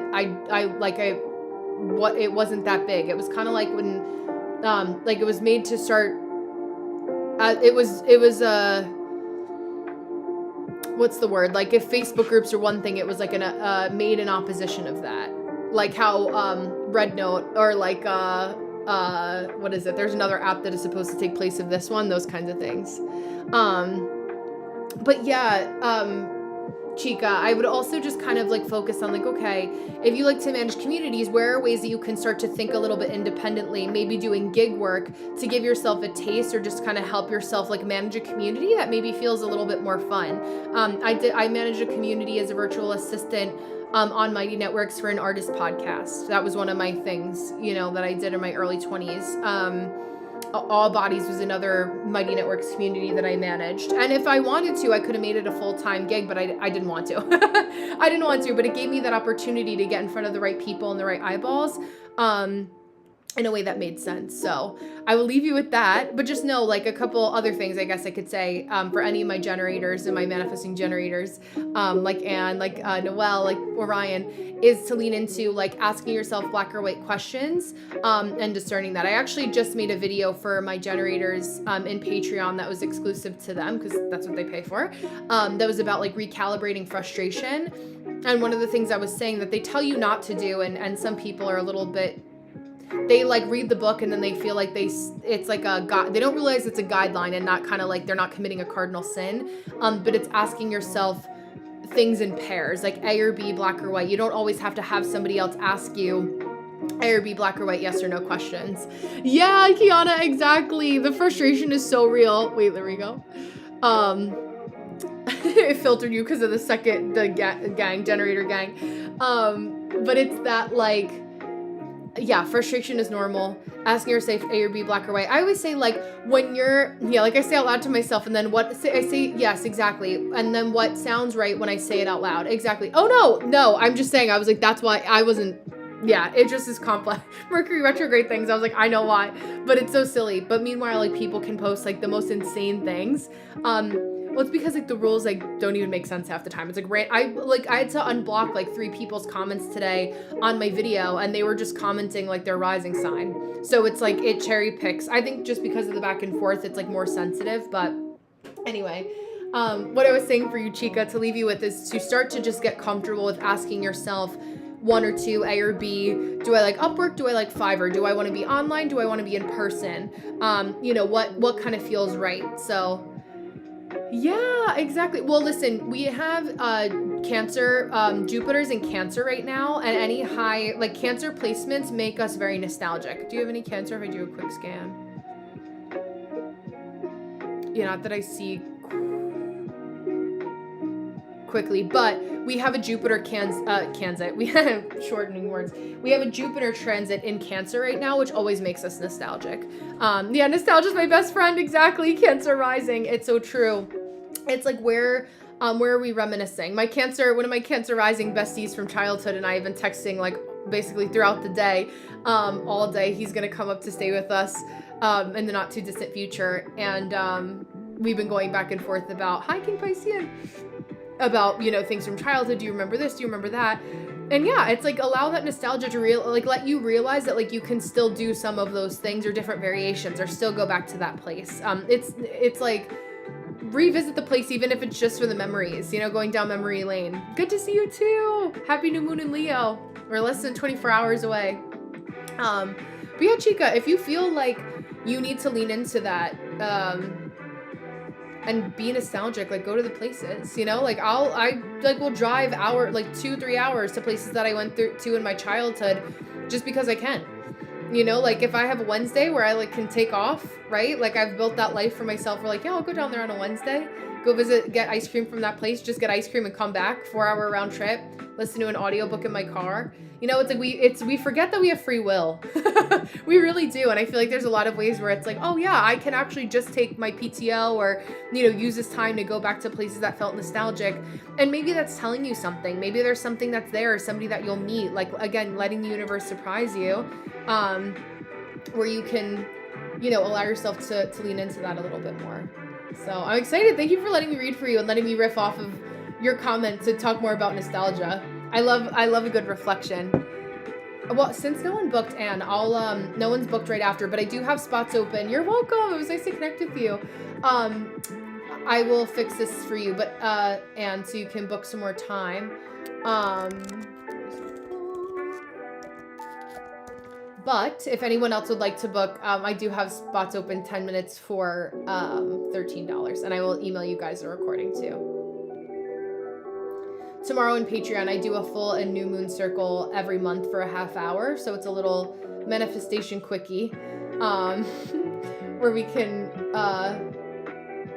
tap into the energy and just kind of ground and do some sacred ceremony together. So we'll be working on that.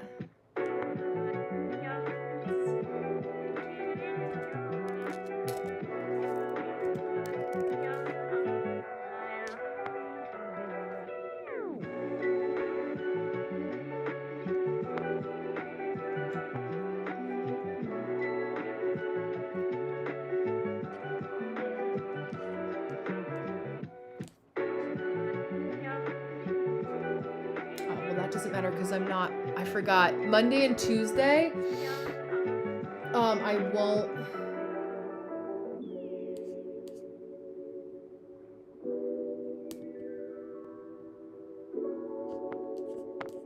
won't have my usual availability.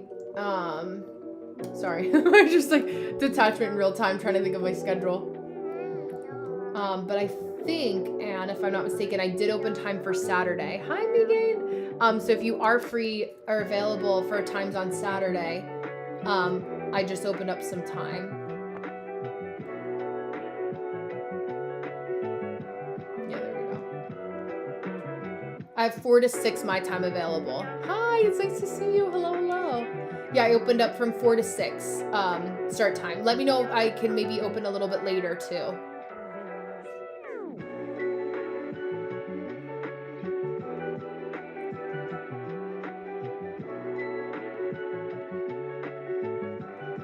Yeah, I realize I'm like, the 30th seems so far. And I'm like, no, that literally is my next available at this point, besides Saturday in those couple hours.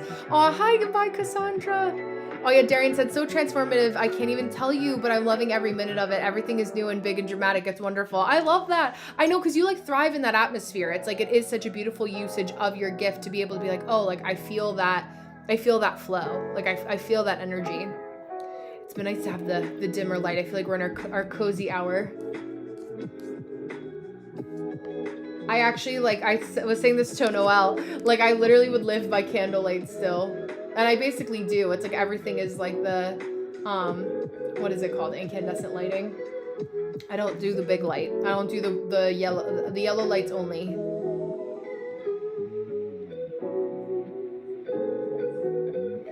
Yeah, and I have a mentee that is booked with me that rescheduled for Saturday, so yeah.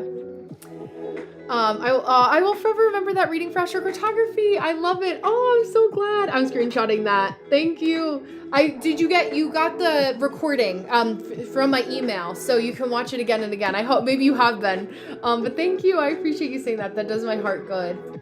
I love doing them for people. It's like any way that I can help in my corner of the world and help people feel like they're a little bit more, you know, uplifted in that way. I'm down to do it.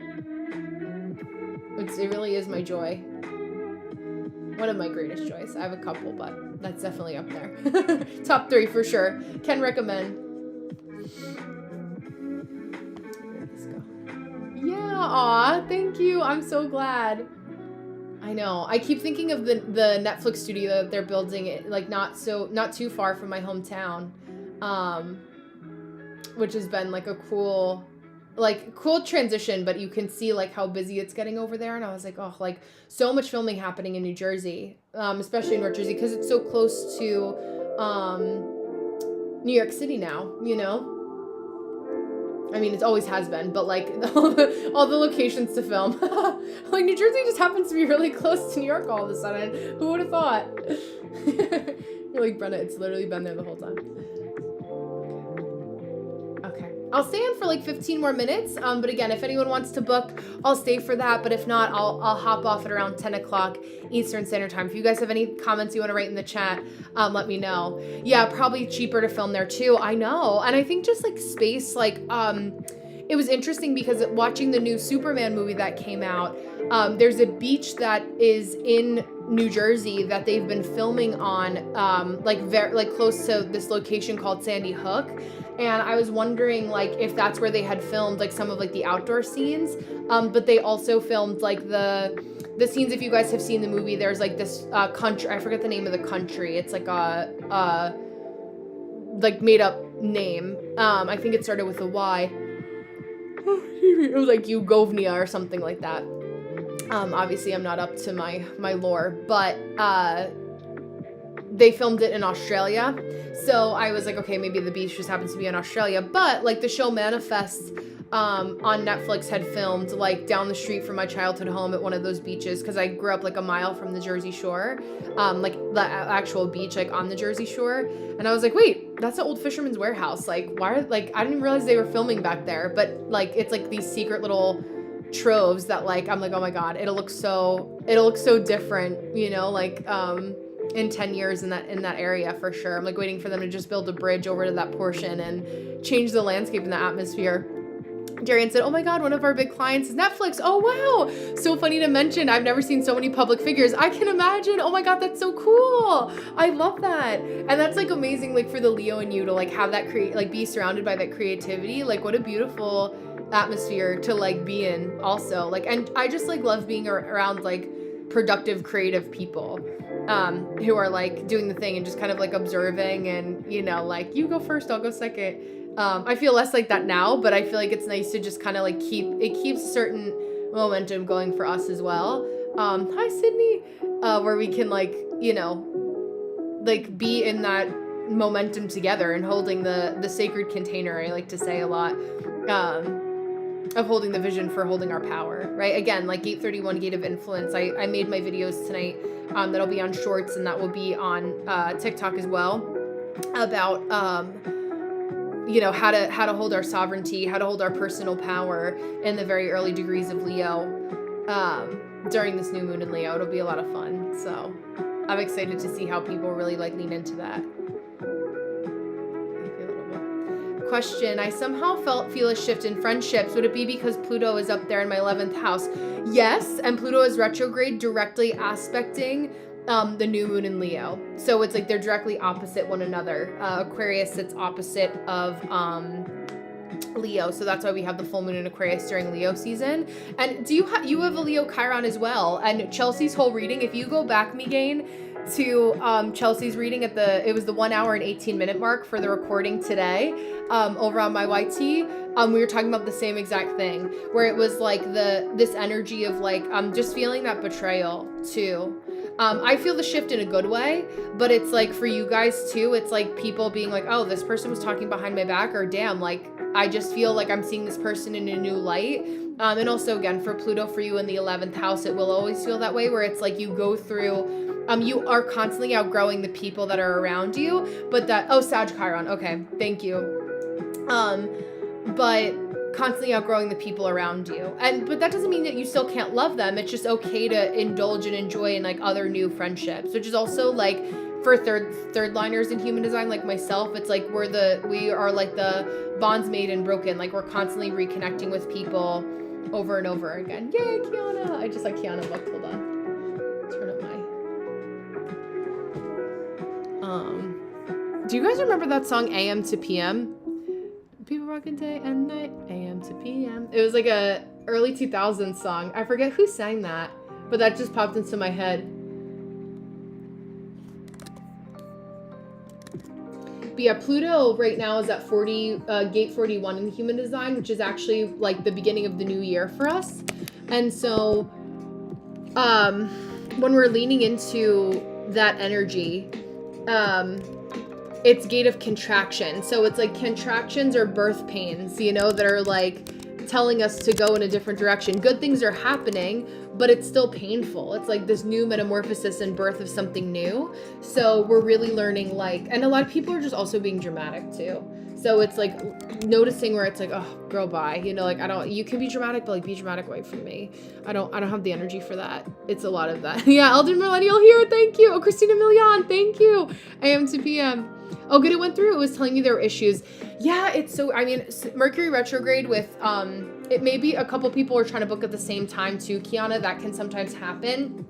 But it's like, I wonder if they do maintenance around this time, because it's always when I get the later bookings that it comes up where you guys will like, it makes it look like you're charged twice, but you have to book a second time, I noticed, for your booking to go through.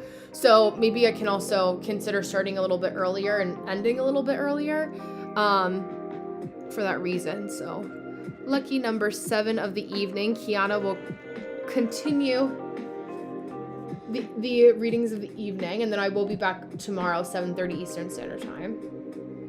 Maybe a little bit earlier. We shall see.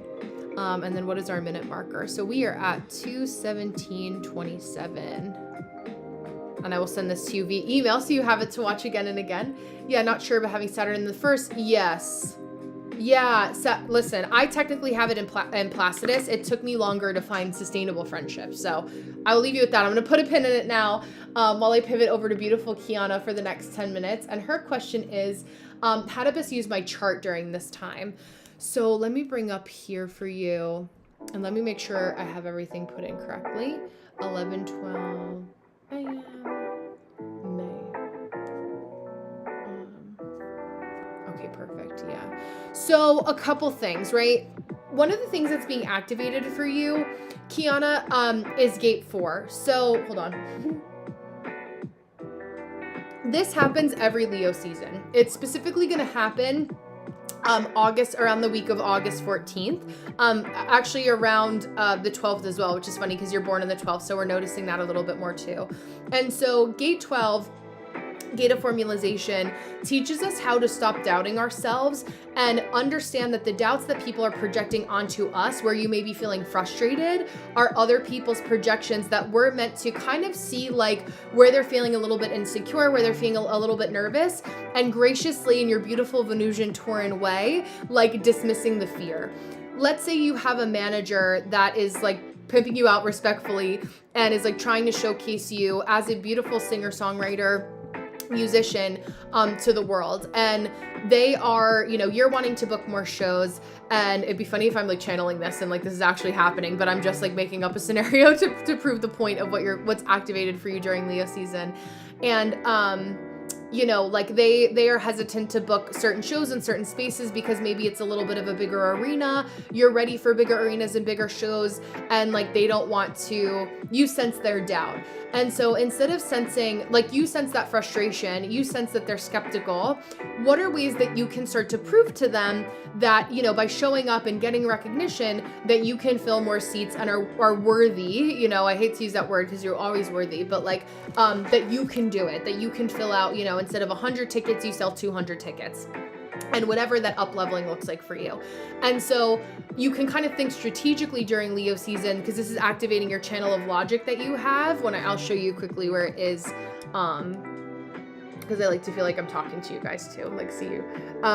This channel right here, gate 4, connecting your logical mind with like your spiritual downloads.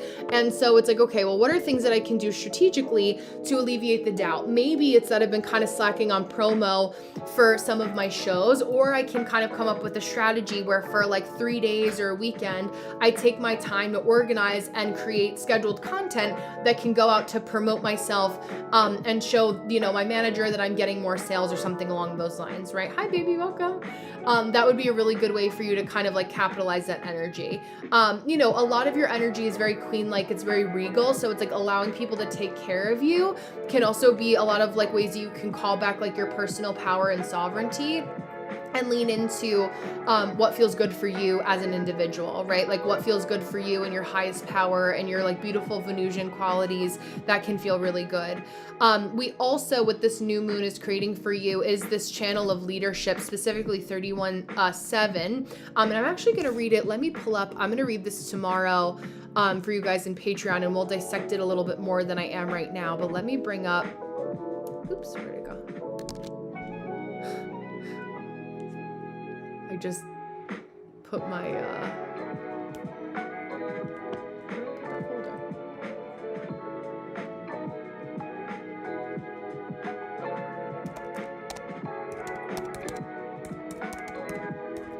but a lot of leadership qualities coming into play. Yeah, you're definitely channeling so spot on right now. I just don't want to throw you off your groove. No, I appreciate that. Thank you.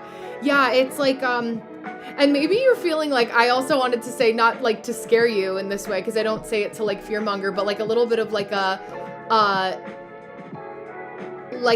Yolanda, Selena situation, like where it's like the person that like says they have your best interest in mind, or like maybe they're kind of like putting their doubts in a way where it's like, how can you come up with the strategy to prove them wrong? Don't tell them the strategy, just enact on the strategy and use the data as your response. Hi, Elizabeth. Oh yeah, let me see. So it just goes through as a pending payment. That was probably what's happening for you and Kiana at the same time, Elizabeth. If you wait, like about 4 business days, it should go back by like Monday. And it won't actually charge you. It didn't actually go through. It's just like an attempted payment. For booking at the same time. Let me see. I'll double check just to make sure. So if you want to try again, yeah, the Yolanda reference, exactly. If you want to try again, you can. And it'll actually charge you for that one, but it'll disappear in like 4 business days or so. So that was exactly what's happening with Kiana. Was trying to book at the same time as you. You're booking simultaneously. But yeah, on my end, it just says like uncaptured, like it was an attempted, but it didn't actually go through. Yeah, there we go. Yeah, it blocked. Let me see. Oh, wait, blocked it. And Anne, I think you tried to book, but it didn't go through. It said payment failed if you're still here. Yeah, Sam, it didn't charge you. Yeah, I don't know why it said blocked for you as well. This payment failed because Stripe determined it was high risk. Sorry, Kiana.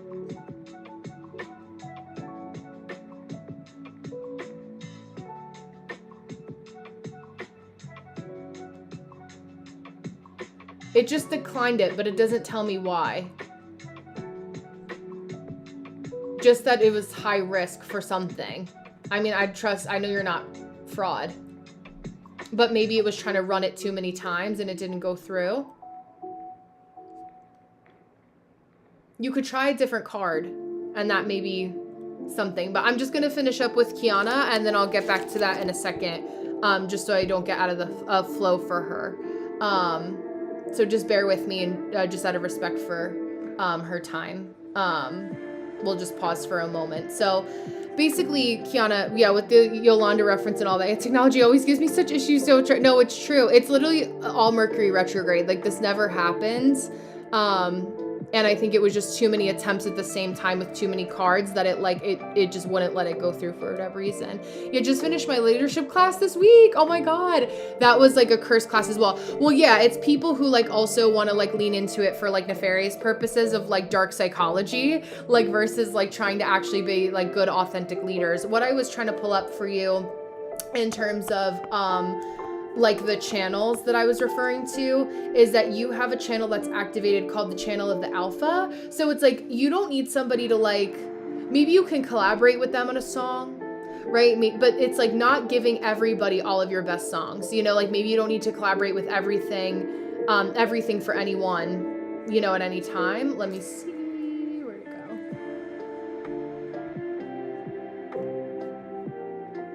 Yeah, channel of the alpha. So logical leadership could be to be a name badge for you. Logical leadership could be a name badge that you wear.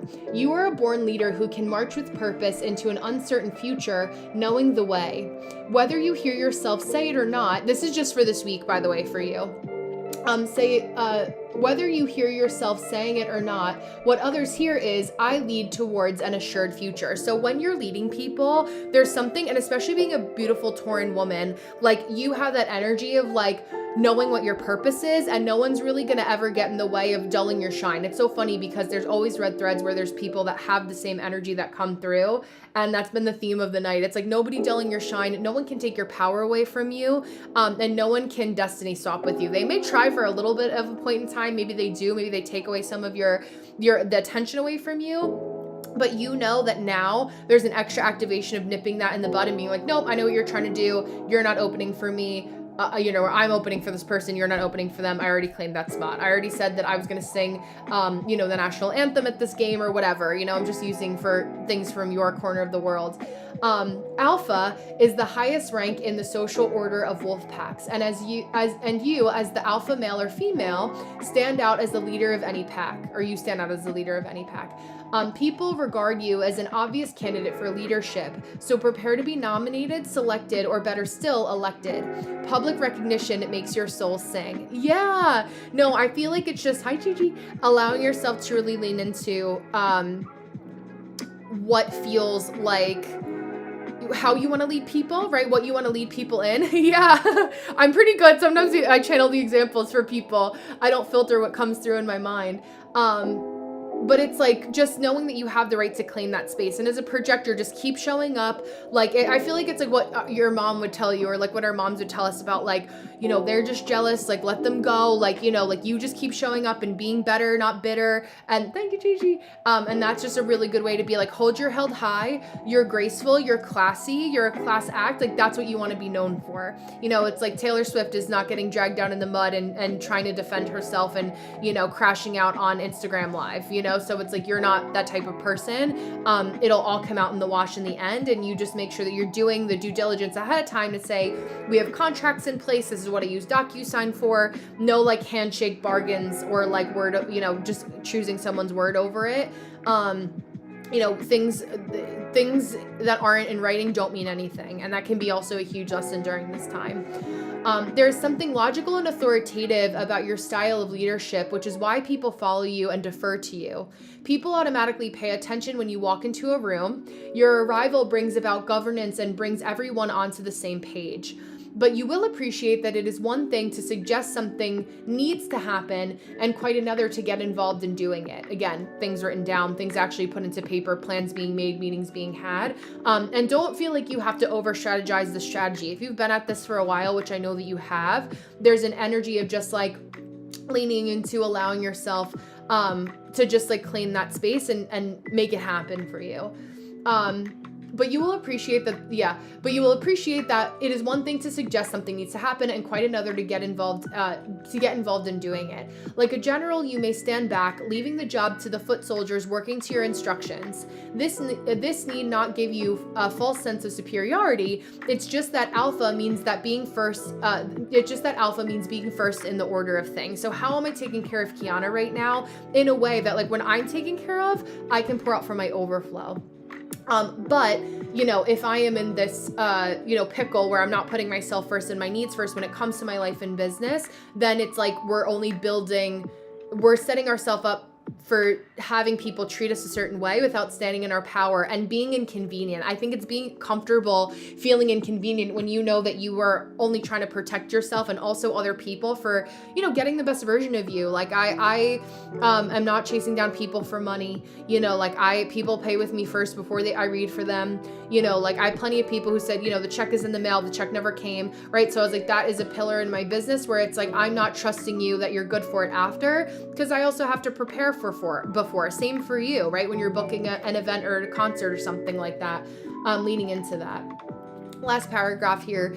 Being a leader brings many responsibilities, and perhaps the greatest is to be true to yourself. You do not have to lead everyone just because they look lost or seem in need of guidance. I think not giving anyone like industry secrets unless they're paying you right now is important, even the ones closest to you. They may be some snakes in the grass right now, unfortunately. Leadership is an ability, not an obligation. The wrong company and wrong situations can lead you into a role which is unfulfilling and meaningless. But when your true leadership is recognized and invited, you bring about radical positive change. We could mic drop it with that, right? Which is the perfect way to just kind of end it for you too. And just know that like part of that has projected channel energy. Where it's in the circuit that's like, okay, I have a passion for sharing who I am and protecting my heart, right? What's helpful for you is that you already have the 1333 channel. So it's like listening and being private and telling people at a need to know basis. Like don't tell people the bigger plans that you have or the record deals unless it's the people that are actually working on the record deal for you. we can know once you already are, you know, are putting out the EP, or like when it's, you know, the label appropriate to share, or when like the venue is already booked and we're selling tickets right now. It's like, even for people that mean well, there are a lot of people that are really tender and really bitter right now and suffering and struggling. But that doesn't mean that you have to sit down and lie down and suffer and struggle with them, nor that you should, you know, in any way, shape, or form.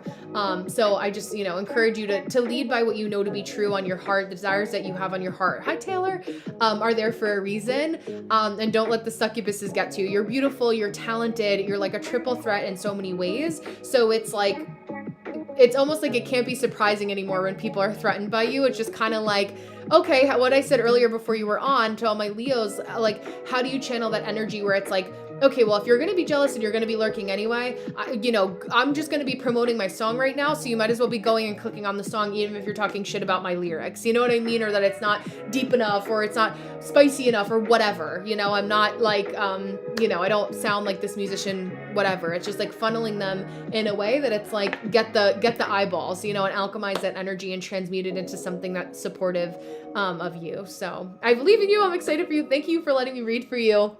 And I will see you soon. I'm excited to see like how this Leo season treats you, and keep me in the loop about anything that happens. Let me see. Okay, and yay. Okay, see, and it finally went through for Saturday. We just needed to give it a breather. But I did see that it finally go through and let you book. 20th time was a charm.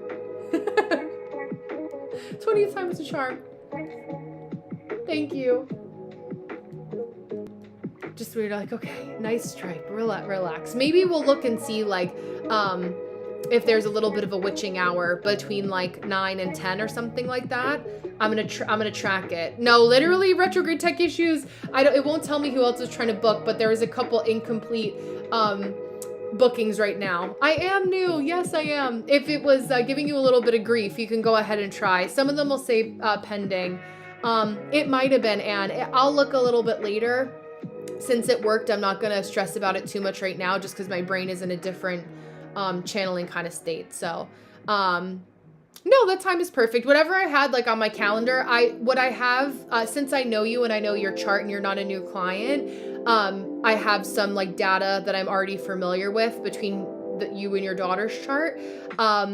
So if it was somebody that's new, I give myself 3 days to just sit with their energy and pour into their chart.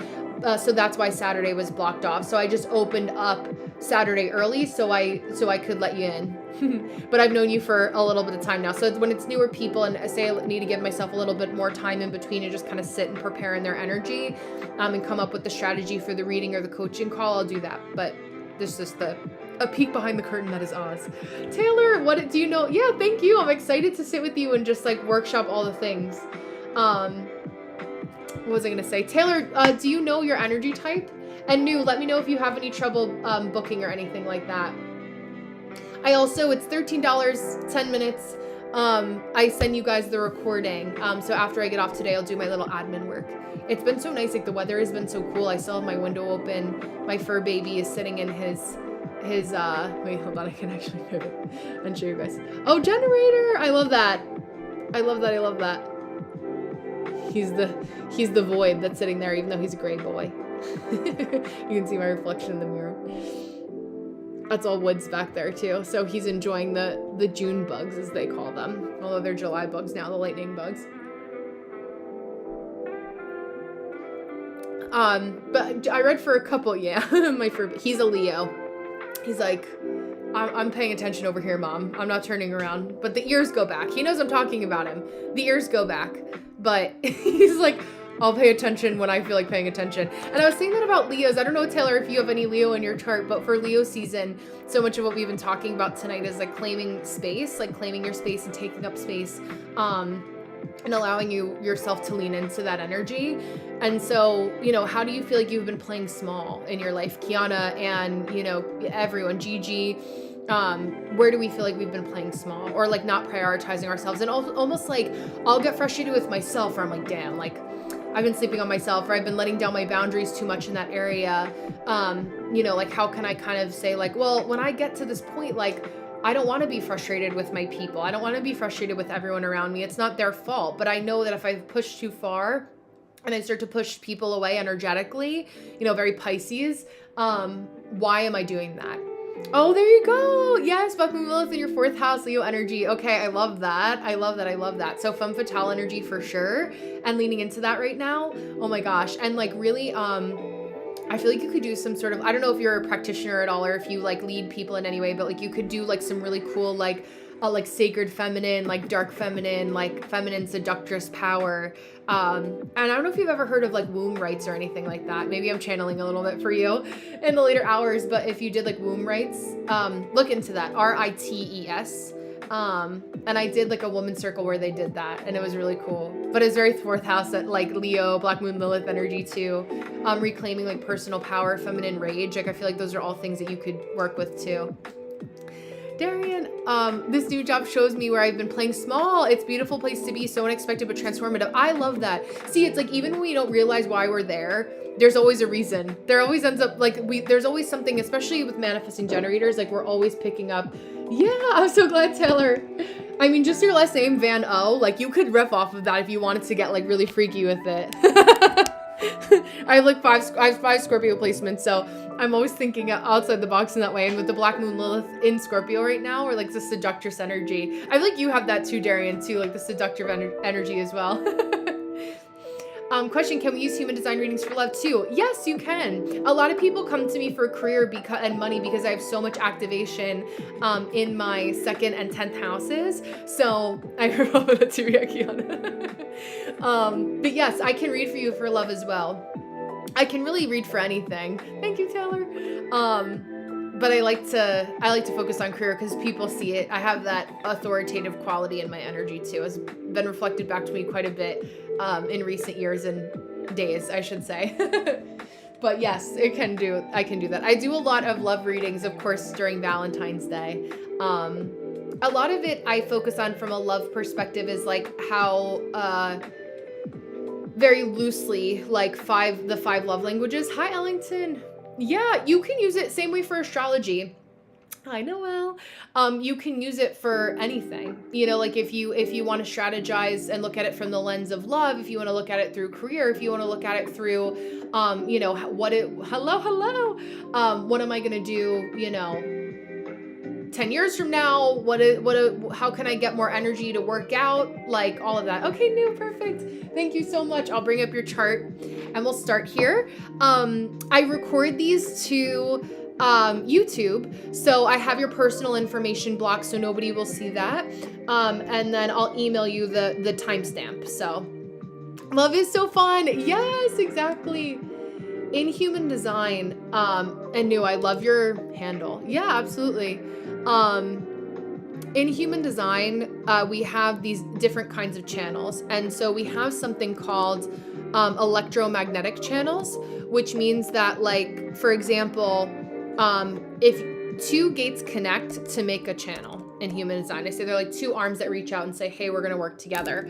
And so I have gate 28 as what's called a hanging gate. My gate 28 is reaching over to try to grab onto the energy of gate 38 that I really enact upon when I'm with people that have gate 38 and we have like an electromagnetic connection together. So it's like each of us, I'm a Pisces too, each of us reaching out and saying, okay, I got you in this way. You can show me how to be more efficient in another way.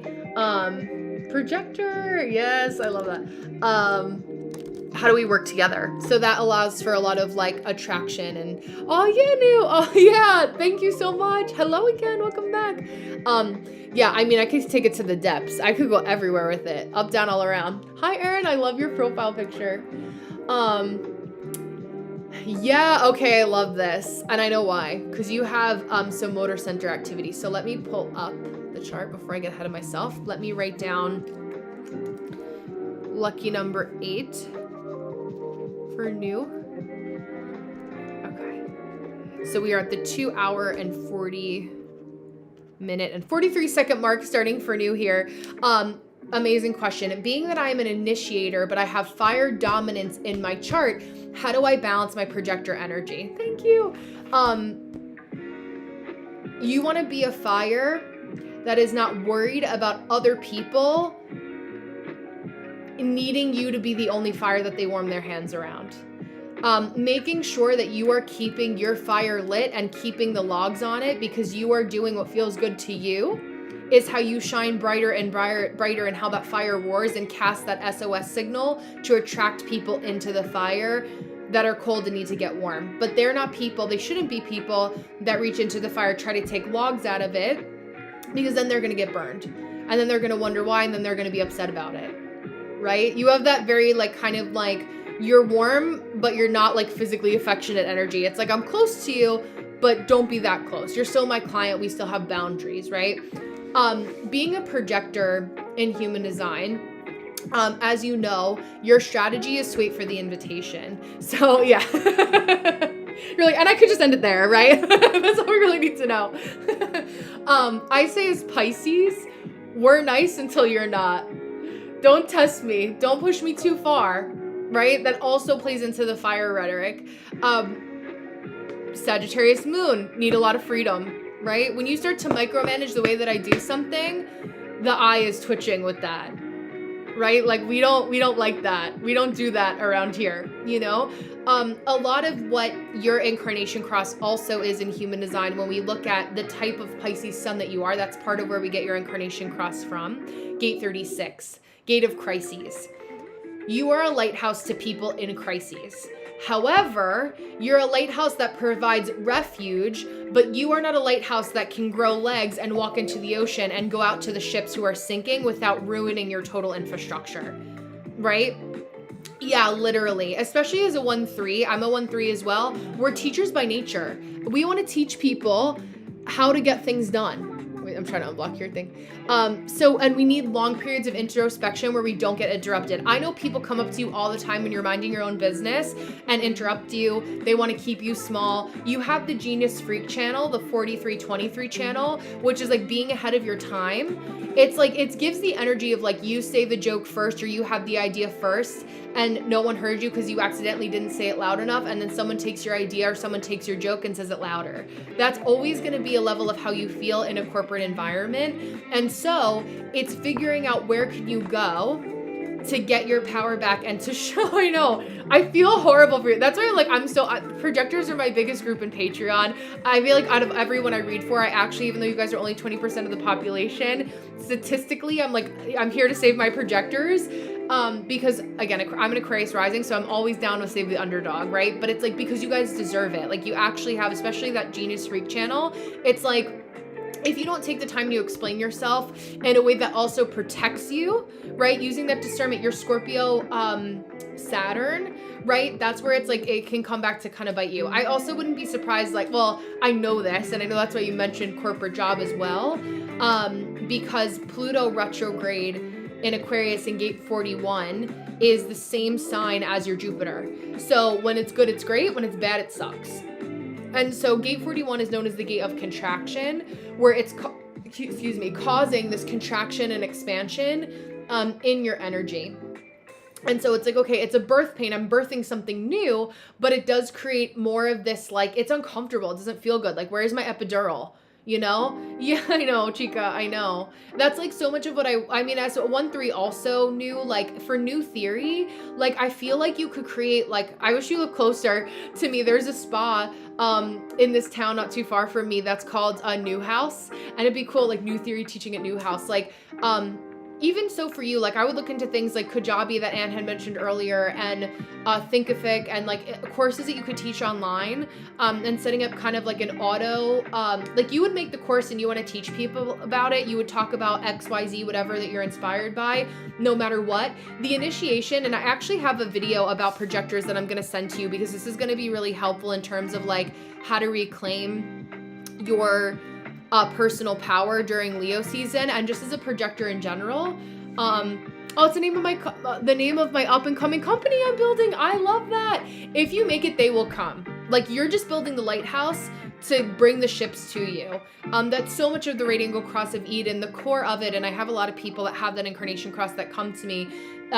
Part of the vocabulary in the Book of Destinies about incarnation crosses, I'll read it to you, is that like the light that you seek outside of you is the light that is actually existing within you, and you're drawing people to you, not going out to try to find it in other people. You're really good at helping other people figure out what course they need to go on without having gone down the course in and of itself. And that's where you have to learn to trust yourself, because you're a seer and a guide. You're not somebody that is meant to be the captain of that ship, right? And it's funny because the Pisces were water. I'm going to use all the water metaphors and analogies, not forgetting that. Gate 36. Right angle cross of Eden. This is what creates the energy of the intersection of killing 4 birds with 1 stone. Your gate 36, your gate 6, your gate 11, and your gate 12.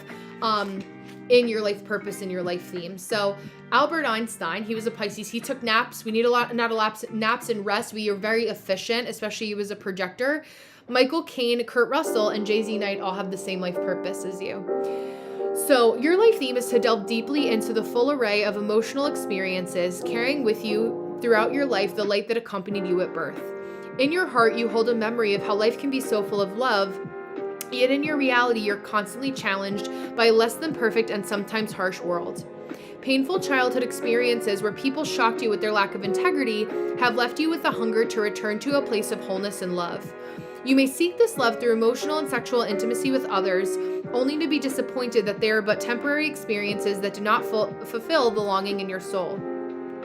So deep is the longing in your soul that you can take on a lifetime's journey to find your way back to the garden and that place of love, light, and intelligence you sense exists on some level.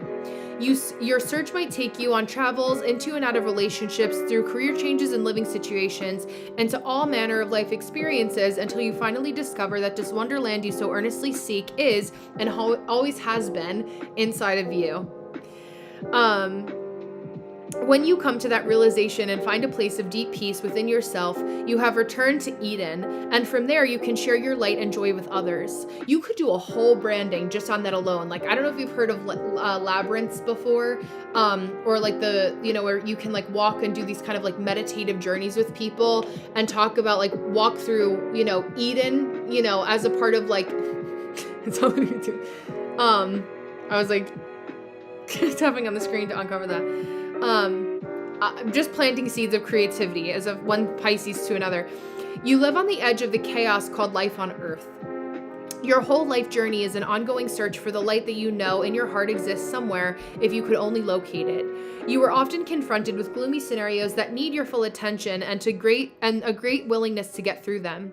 You have given yourself a lifetime to adjust to the human experience, and your temptation is to avoid it, or if not avoid it, to seek a brighter, more loving environment outside yourself. I will say that there's a bunch of quotes by Einstein, one particularly that I have that's always stuck out in my mind. And it was basically words to the effect of like, the more that you know about life and the smarter that you are, the more depressed that you can be. And I feel that, where it's like, damn, like I wish I didn't see as much as I did, but I'm also so glad that I do see as much as I do. That's why Albert Einstein was a genius. And so, yeah, it's really challenging. And if there's anything that like from one spiritual entrepreneur to another that I could pass on to you is to, we are really good as Pisces. Ignorance is bliss. It really is true. We are so good at seeing people's potential and actually really holding the delusion container for them to make it a reality. That's a very specific, as Noel calls it, like the Pisces Virgo axis, about making the delusional practical and tangible and logical. And so it's finding the level or the balance of knowing that when you have sessions with people, when they come to you, whatever that transformation is in your business that you bring with them or that you make them aware of, to be okay with whatever progress they make, no matter how big or small. Because of the idealism that comes with Pisces entrepreneurs, we feel like this. I'm holding the crack on. You have to, okay, go ahead and push the button. I know you want to take your time, but like you need to run towards the elevator. I'm holding this window in our session, and whether or not people hit the button and slam those doors open and walk down, into the elevator so they can ascend to the next floor is really up to them. You can only be responsible, again, for feeding that fire. It's like you're focused on the fire, but you shine brightly whether people are there acknowledging you or not. The brighter you shine, the more you pour into doing things that you love as a labor of love that will never steer you wrong. And not letting, people get the best of you in that way, or feeling let down when they don't live up to the potential that that you thought that they could.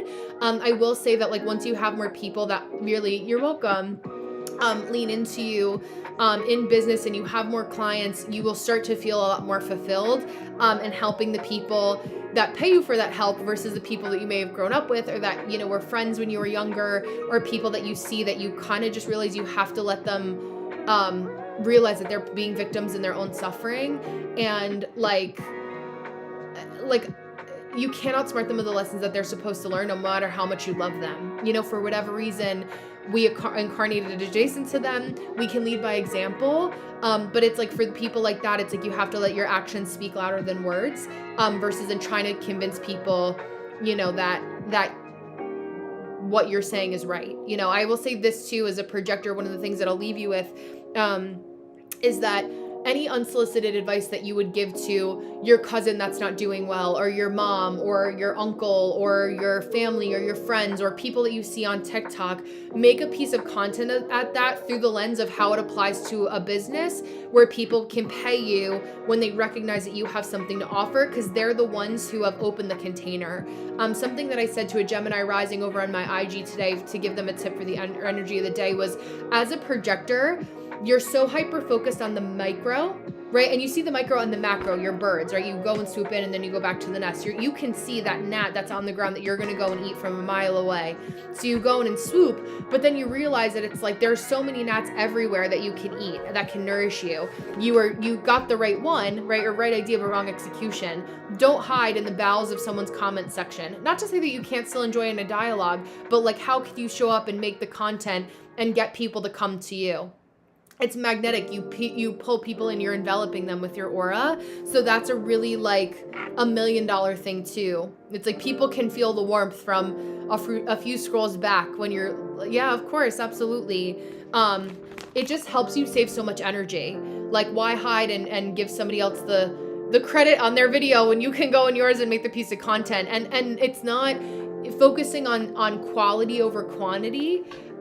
Is going to lead you to the quality and the quantity over time. Quality first builds the quantity, because you'll start to get a lot of word of mouth. Yeah, absolutely. Use the lighthouse if you need to, or fire, something along those lines. Eden. I don't know why I picture a Zen garden, and I also picture like a very airy square glass building with like natural light coming down, almost like an old 90s, early 2000s like mall, like or corporate building, with like black and gold. So I don't know if that helps at all, or if that's what the building looks like, but that's also from one psychic Pisces to another to help you with that confirmation. If that is confirmation too for you.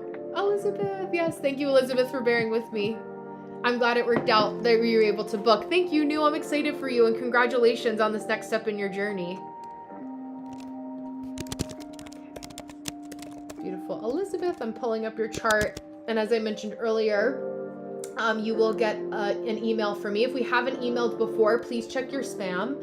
Although I am pretty good at doing a couple things to make sure it goes to your inbox, but I put this over on my YT so that you can watch it back after. And I'm assuming that you are 5:21 a.m. Yeah, absolutely New. Not p.m. Is that correct, Elizabeth?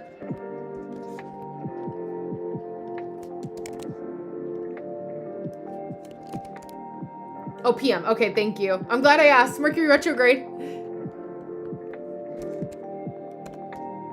Okay. So let me get your timestamp here. And we are at Elizabeth. 2 hours and 55. Lucky 55. Being all about the changes, which is so funny because you asked me about career and moving. So a couple things, right? So you have a Libra moon, right, in gate 57, which is what can make you distrust your intuitive nature. A lot of this energy, right, and what I read about the channel of the Alpha earlier, if you were listening when I did Kiana's reading, you actually have that channel. enjoy the void. Thank you. But you have a lot of leadership channels to you. So it's like, if you want to move, you have the energy to figure out where you want to move and how you're going to get it done, and not waiting for other people, right? Hi, Aubrey, welcome. You also have gate 5 like I do, which is where and why you probably feel like you're autistic or on the spectrum, and you like hear things and you're like, I have those sensory issues, or I get really frustrated when I'm in hyperfixation ADHD mode, you know, maybe on the ADHD spectrum in some way, shape, or form. That's why I don't I start things or stop them before the societally acceptable ending, or I hyperfixate on the foods. It's like, those are all qualities that are reflected in your human design. What's interesting too, and what's not to be lost, is that we have Pluto in Aquarius right now in gate 31 in human design. You also have this placement in your Neptune, which means that like during changes or a lot of change in, not even necessarily crises, although that may feel very validating for you, maybe moving is because of a crisis, or you're just like, I'm ready for a change. This is where you can kind of focus on like, it's a contraction. Again, it's gate 41, as I mentioned earlier. It's come up for a few people too. Also your sun gate transit, being a beautiful Aquarius, where you're like, okay, I know that I'm different. I know I'm meant to stick my neck out a little bit. I know I'm meant to be a leader. And leaders eat last, but they also inspire people by like moving first, and so allowing yourself to take the first move, take the first step, take the momentum that you need to get things done, is going to be really helpful for yourself.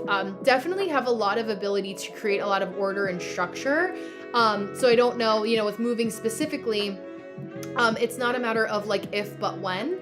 And I think like if you were asking like where you need to move to, I would look at this time, especially at 25, to kind of figure out like, okay, what is the place that I feel intuitively is going to lead to the most expansion for me, and I don't know, what the circumstances of moving would be like for you. But again, like if you lean into your gate 5 in human design, it's also kind of allowing yourself to think about the structure, or like the structure of your day and what you're inspired to do when you wake up in the morning. Like you really have to live by your schedule and set the boundaries for everyone else to kind of fall in line in that way, versus like contorting yourself to try to make it comfortable for other people in your energy and your atmosphere to like, don't contort yourself. Your Pisces Mars is going to push you in that direction in gate 22. It's gate of grace and charm.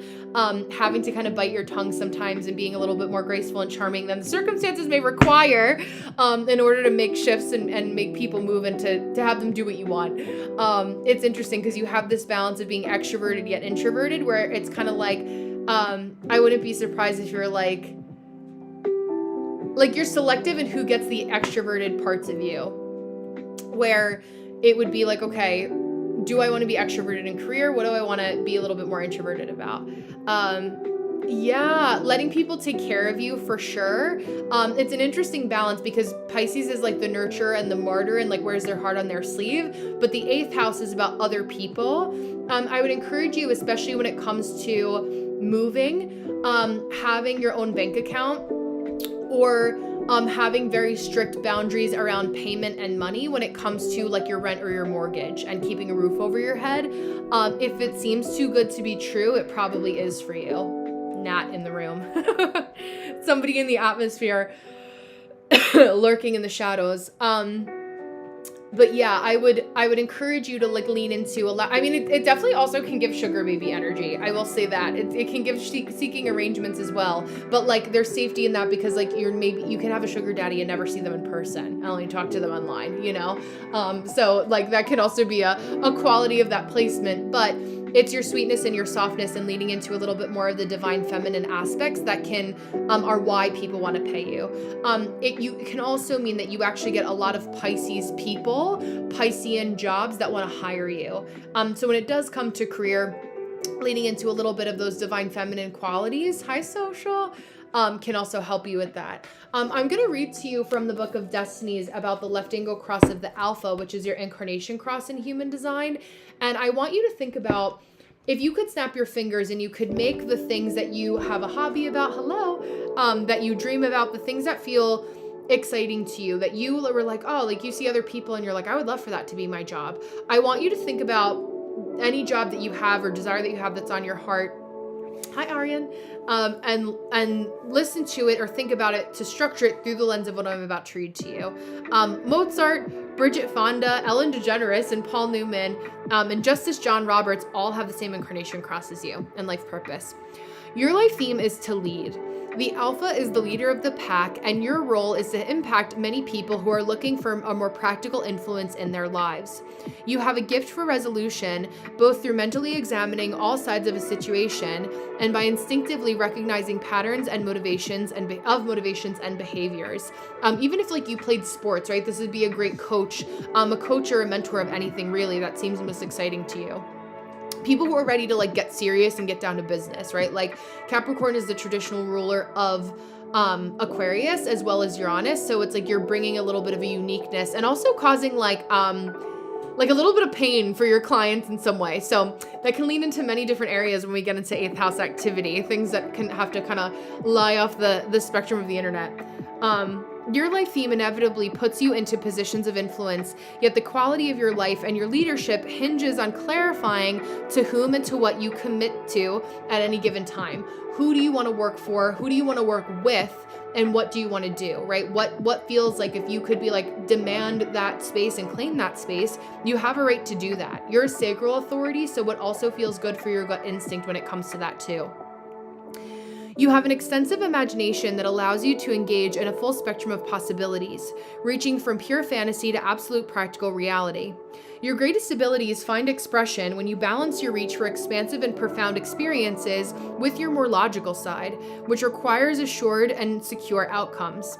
Being logical is a great like boundary setter for you. Like I don't care about the drama of it all and feelings, like give me the facts, right? And maybe having a job where you work with a lot of masculine energy can be something that's good because it's less drama, and you can lead in that way, right? Just to throw some examples out there.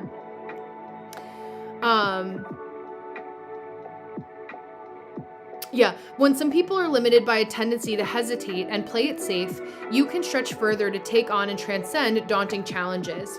There is no need to be impetuous, irresponsible, and rash with your leadership. Rather, you should embrace your inbuilt potential to see ways through any restrictions that appear. Like, how can you see a roadblock as a pivot and not allow it to suck you dry? Your imaginative ways can be very enticing to others as you lead them into new adventures and experiences.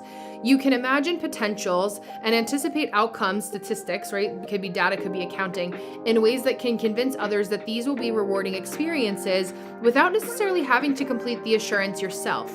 You can make obligations sound interesting, also good for sales, and show how to attain the impossible in ways that stir up people's interests, convincing them to join your endeavors. Be watchful of that what you propose comes from a place of inner integration and not from trying to please someone or fulfill your idea of someone else's life, what they should do. Is it something you actually want to guide them through? Rather than assuming you will always be leading whoever looks to you for guidance and whoever seems a bit lost in life, you triumph when you remember to trust your energy type and authority. So that's where, like, as a manifesting generator, the core is that we're the multi-hyphenate, multi-passionate people who are here to do and accomplish many different things. And so in the last minute that I have with you, and your sacral authority, I'll say this. Radically leaning into whatever it is that you want to do right now. If it's moving or guiding a career that allows you to move for a job that will relocate you, maybe there's a way you can piggyback off of that. The core is to think of right now, what is my gut telling me that I want to do, whether or not it makes logical sense. It's like, I feel like I am on the precipice of a change to move and start a new career, or to pivot or expand my business if I know I'm going in the right direction. How do I radically lean into that in a way that I don't have to over-explain myself to people, hi Yoni, who are committed to misunderstanding me? It's going to be a really big thing for you now. And at 25, like, there's a lot of realizations that we have. Hi, Albert. That we can create a lot of expansion around.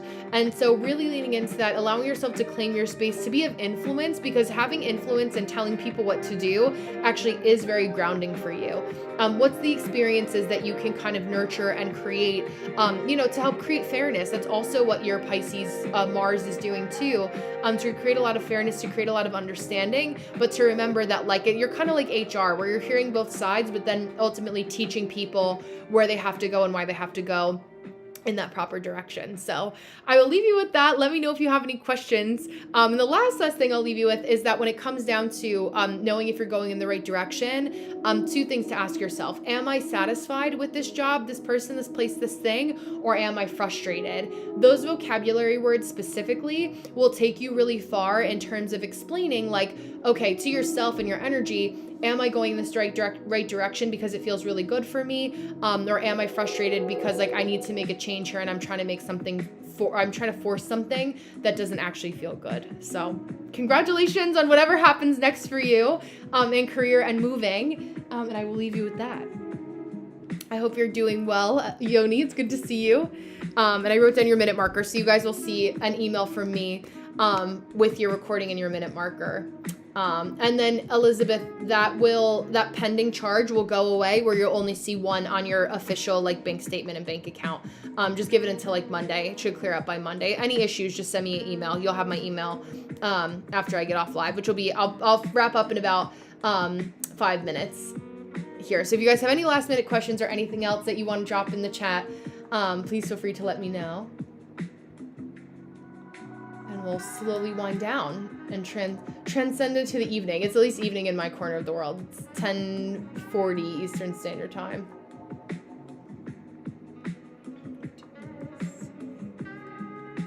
Oh, and I just saw Taylor. Okay, yay. I'll finish up with Taylor then. Taylor will take us home. Let me go here. And then I'll finish. Yay, you're welcome. Thank you.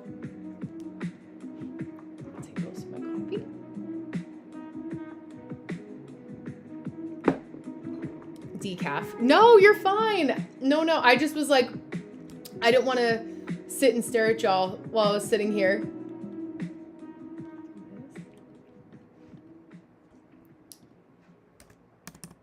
And I'll bring up your chart. I'll be back tomorrow as well. So if anyone wants to book with me for tomorrow, I'm going to be on at starting at 7:30 for sure Eastern Standard Time, but I may get on a little bit earlier. Okay, beautiful Taylor's chart. Let's see.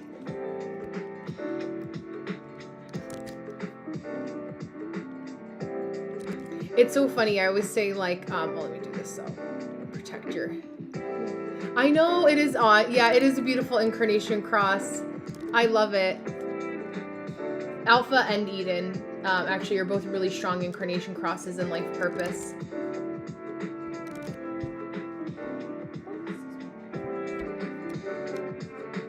You're curly, yay.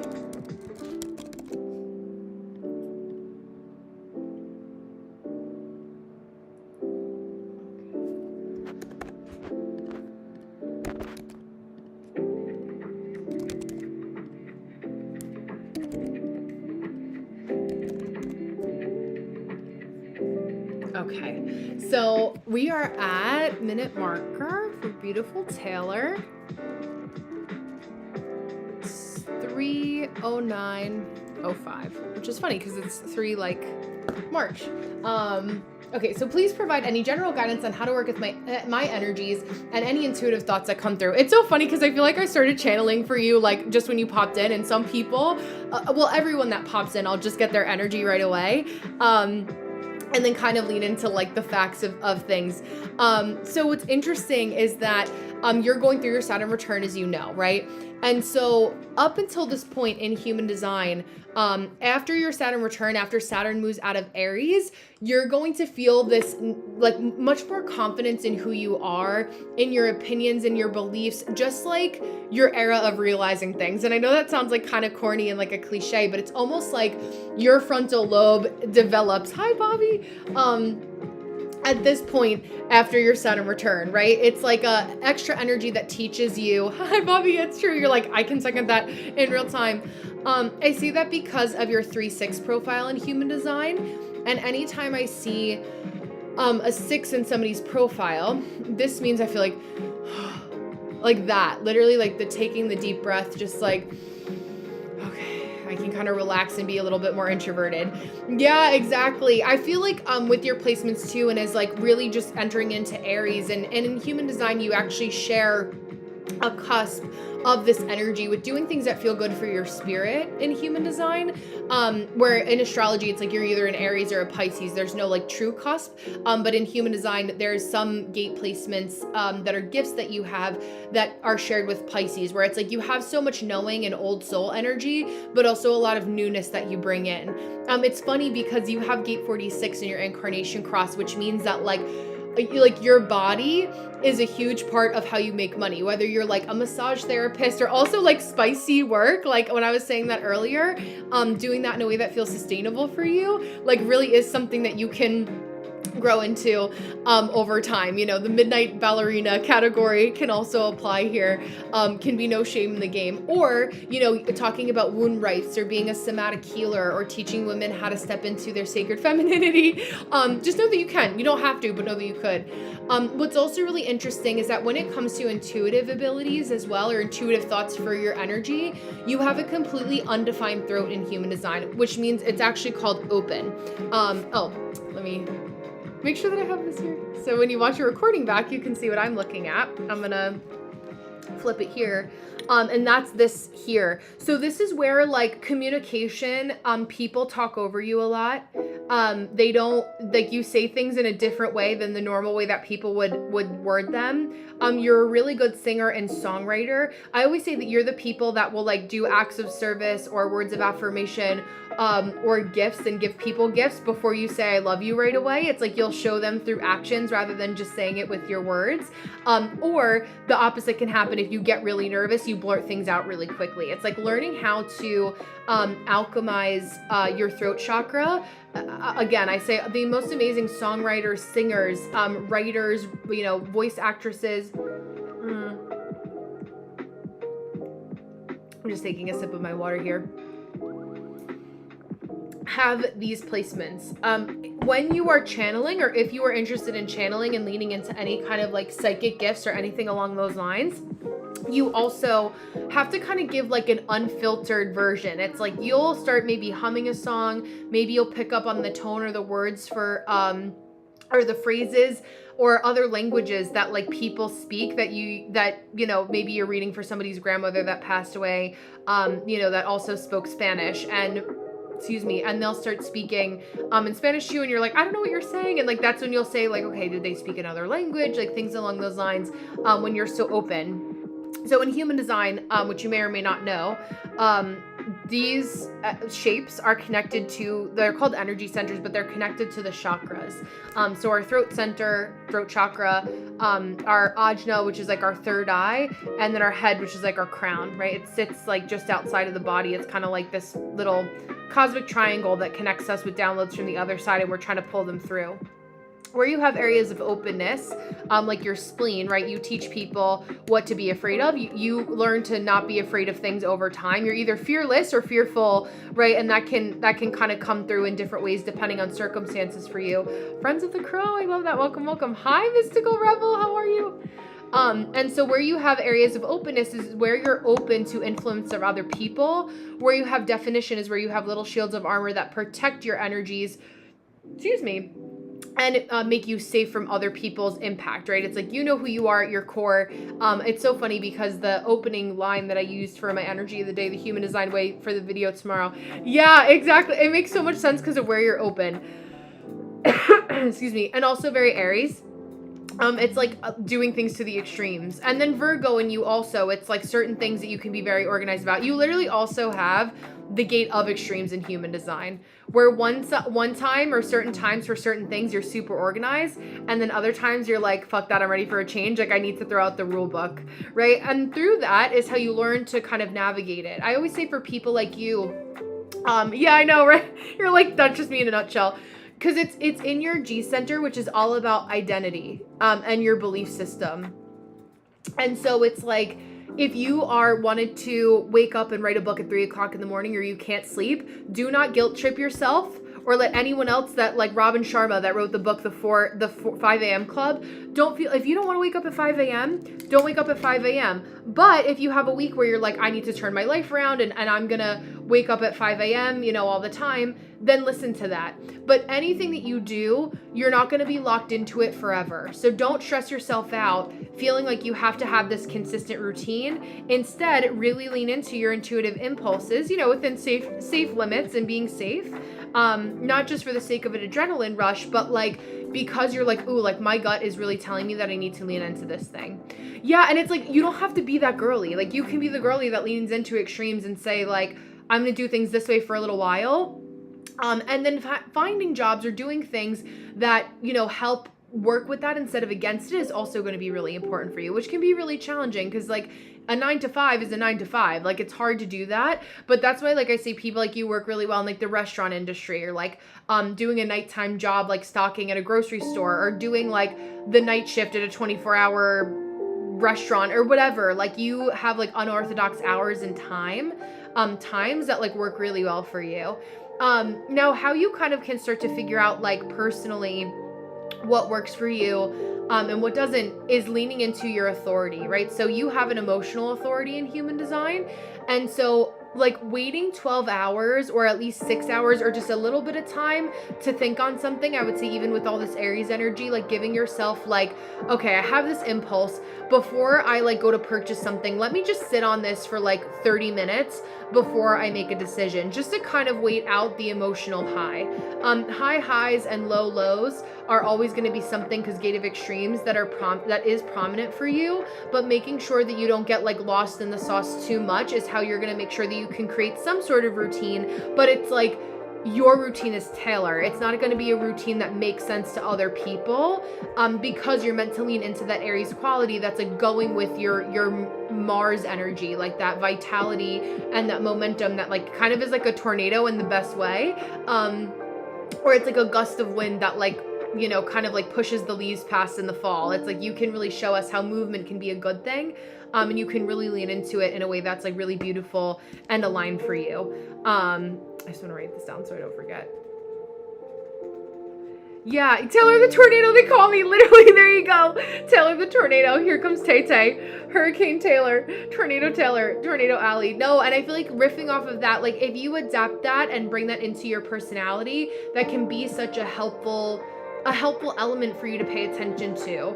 I really would encourage you to create some sort of structure around movement for your body, like just moving your body in some way, shape, or form every single day to just kind of get connected to the somatics of your body can be really important, just for you to be in tune with like who you are, what you want to do, what you want to do today. Hi, Mo. That feels like helpful, right? So like you don't have to work out at the same time or even do like a strict workout routine and schedule. Like it's okay, right? You're not going to do that. It doesn't make sense for you, but really allowing yourself to say, okay, I know that I need a consistent movement practice. Today I'm going to walk. Today I'm going to do Gabby's, you know, that bridal arm video that's been going viral. Today I'm going to do my hot girl walk. Tomorrow I'm going to do yoga in bed by watching a YouTube video called, you know, with Yoga with Adrienne. She does great yoga videos on YouTube. Those can be different ways that you work with your extremes without second guessing yourself, right? Once you get the momentum to do something, it's not overthinking it with the logical mind, but just taking a little bit of a pause to say, okay, in the next half hour, I'm going to get up and clean my room, right? It's 3 o'clock in the morning. I have the impulse to do that. I'm going to lean into that so that I make sure that I capture the lightning in a bottle and that I can be the tornado that actually is the tornado of recovery versus the tornado of destruction. So allowing yourself to lean into that, there's nothing wrong with you for being an extremist or following into things in that way, in that shape, in that form, and you know, just leaning into feeling that sovereignty that comes with that, and not guilt tripping yourself about it or letting anyone else feel like they activate that Virgo tender side of you that's like you should feel bad, or you're like, should I be different? Should I do things differently? Should I feel bad about this? Should I? Don't do what you should. Do what you want to do. Yeah, that's so validating because everything you've been saying are the exact things I've been working on. I love that. I love that. I'm so glad to hold. I'm screenshotting that for a little testimonial. Thank you. I appreciate you saying that. And that's why like I do what I do, because it's not worth it to feel guilty. And that's, again, throughout your Saturn return is going to build. I just finished mine. I'm a 94 baby. It's actually retrograding into Pisces until I think September is when it goes direct, if I'm not mistaken. So revisiting any last things, but like you're going to feel so much more confidence in explaining those things, those things that you value, those opinions that you have, and the right people will find you, and the wrong people won't really care, or they'll fall by the wayside anyway. So just living with that light inside of you, and not feeling guilty about it is going to be really important. So thank you so much. Yeah, I know. Listen, lean into it. Don't let yourself like get beat up and tousled. It'll honestly just be an area for you to work on your throat chakra. Take care of your throat. Protect your throat, drink tea, focus on learning. Like when your throat feels tighter, maybe it's trying to tell you something and protect you from, you can share, but not with this person. You can share that, but not in this way. That's the right idea, but sharing it or calling out this person isn't the right execution. And so just leaning into that is a way that you can work with it. I promise you it's not as scary as people say that it is. It can be, just bring things towards your awareness, but I think that it's just going to make you aware of like how you can prioritize yourself more in true Aries fashion. So I appreciate it. I'm going to sign off for the night so I can get these emails to you guys and I can process the recording. I appreciate you guys being here with me on this Wednesday night, ruled by Mercury. Yeah, me too. I'm so glad it worked out so well.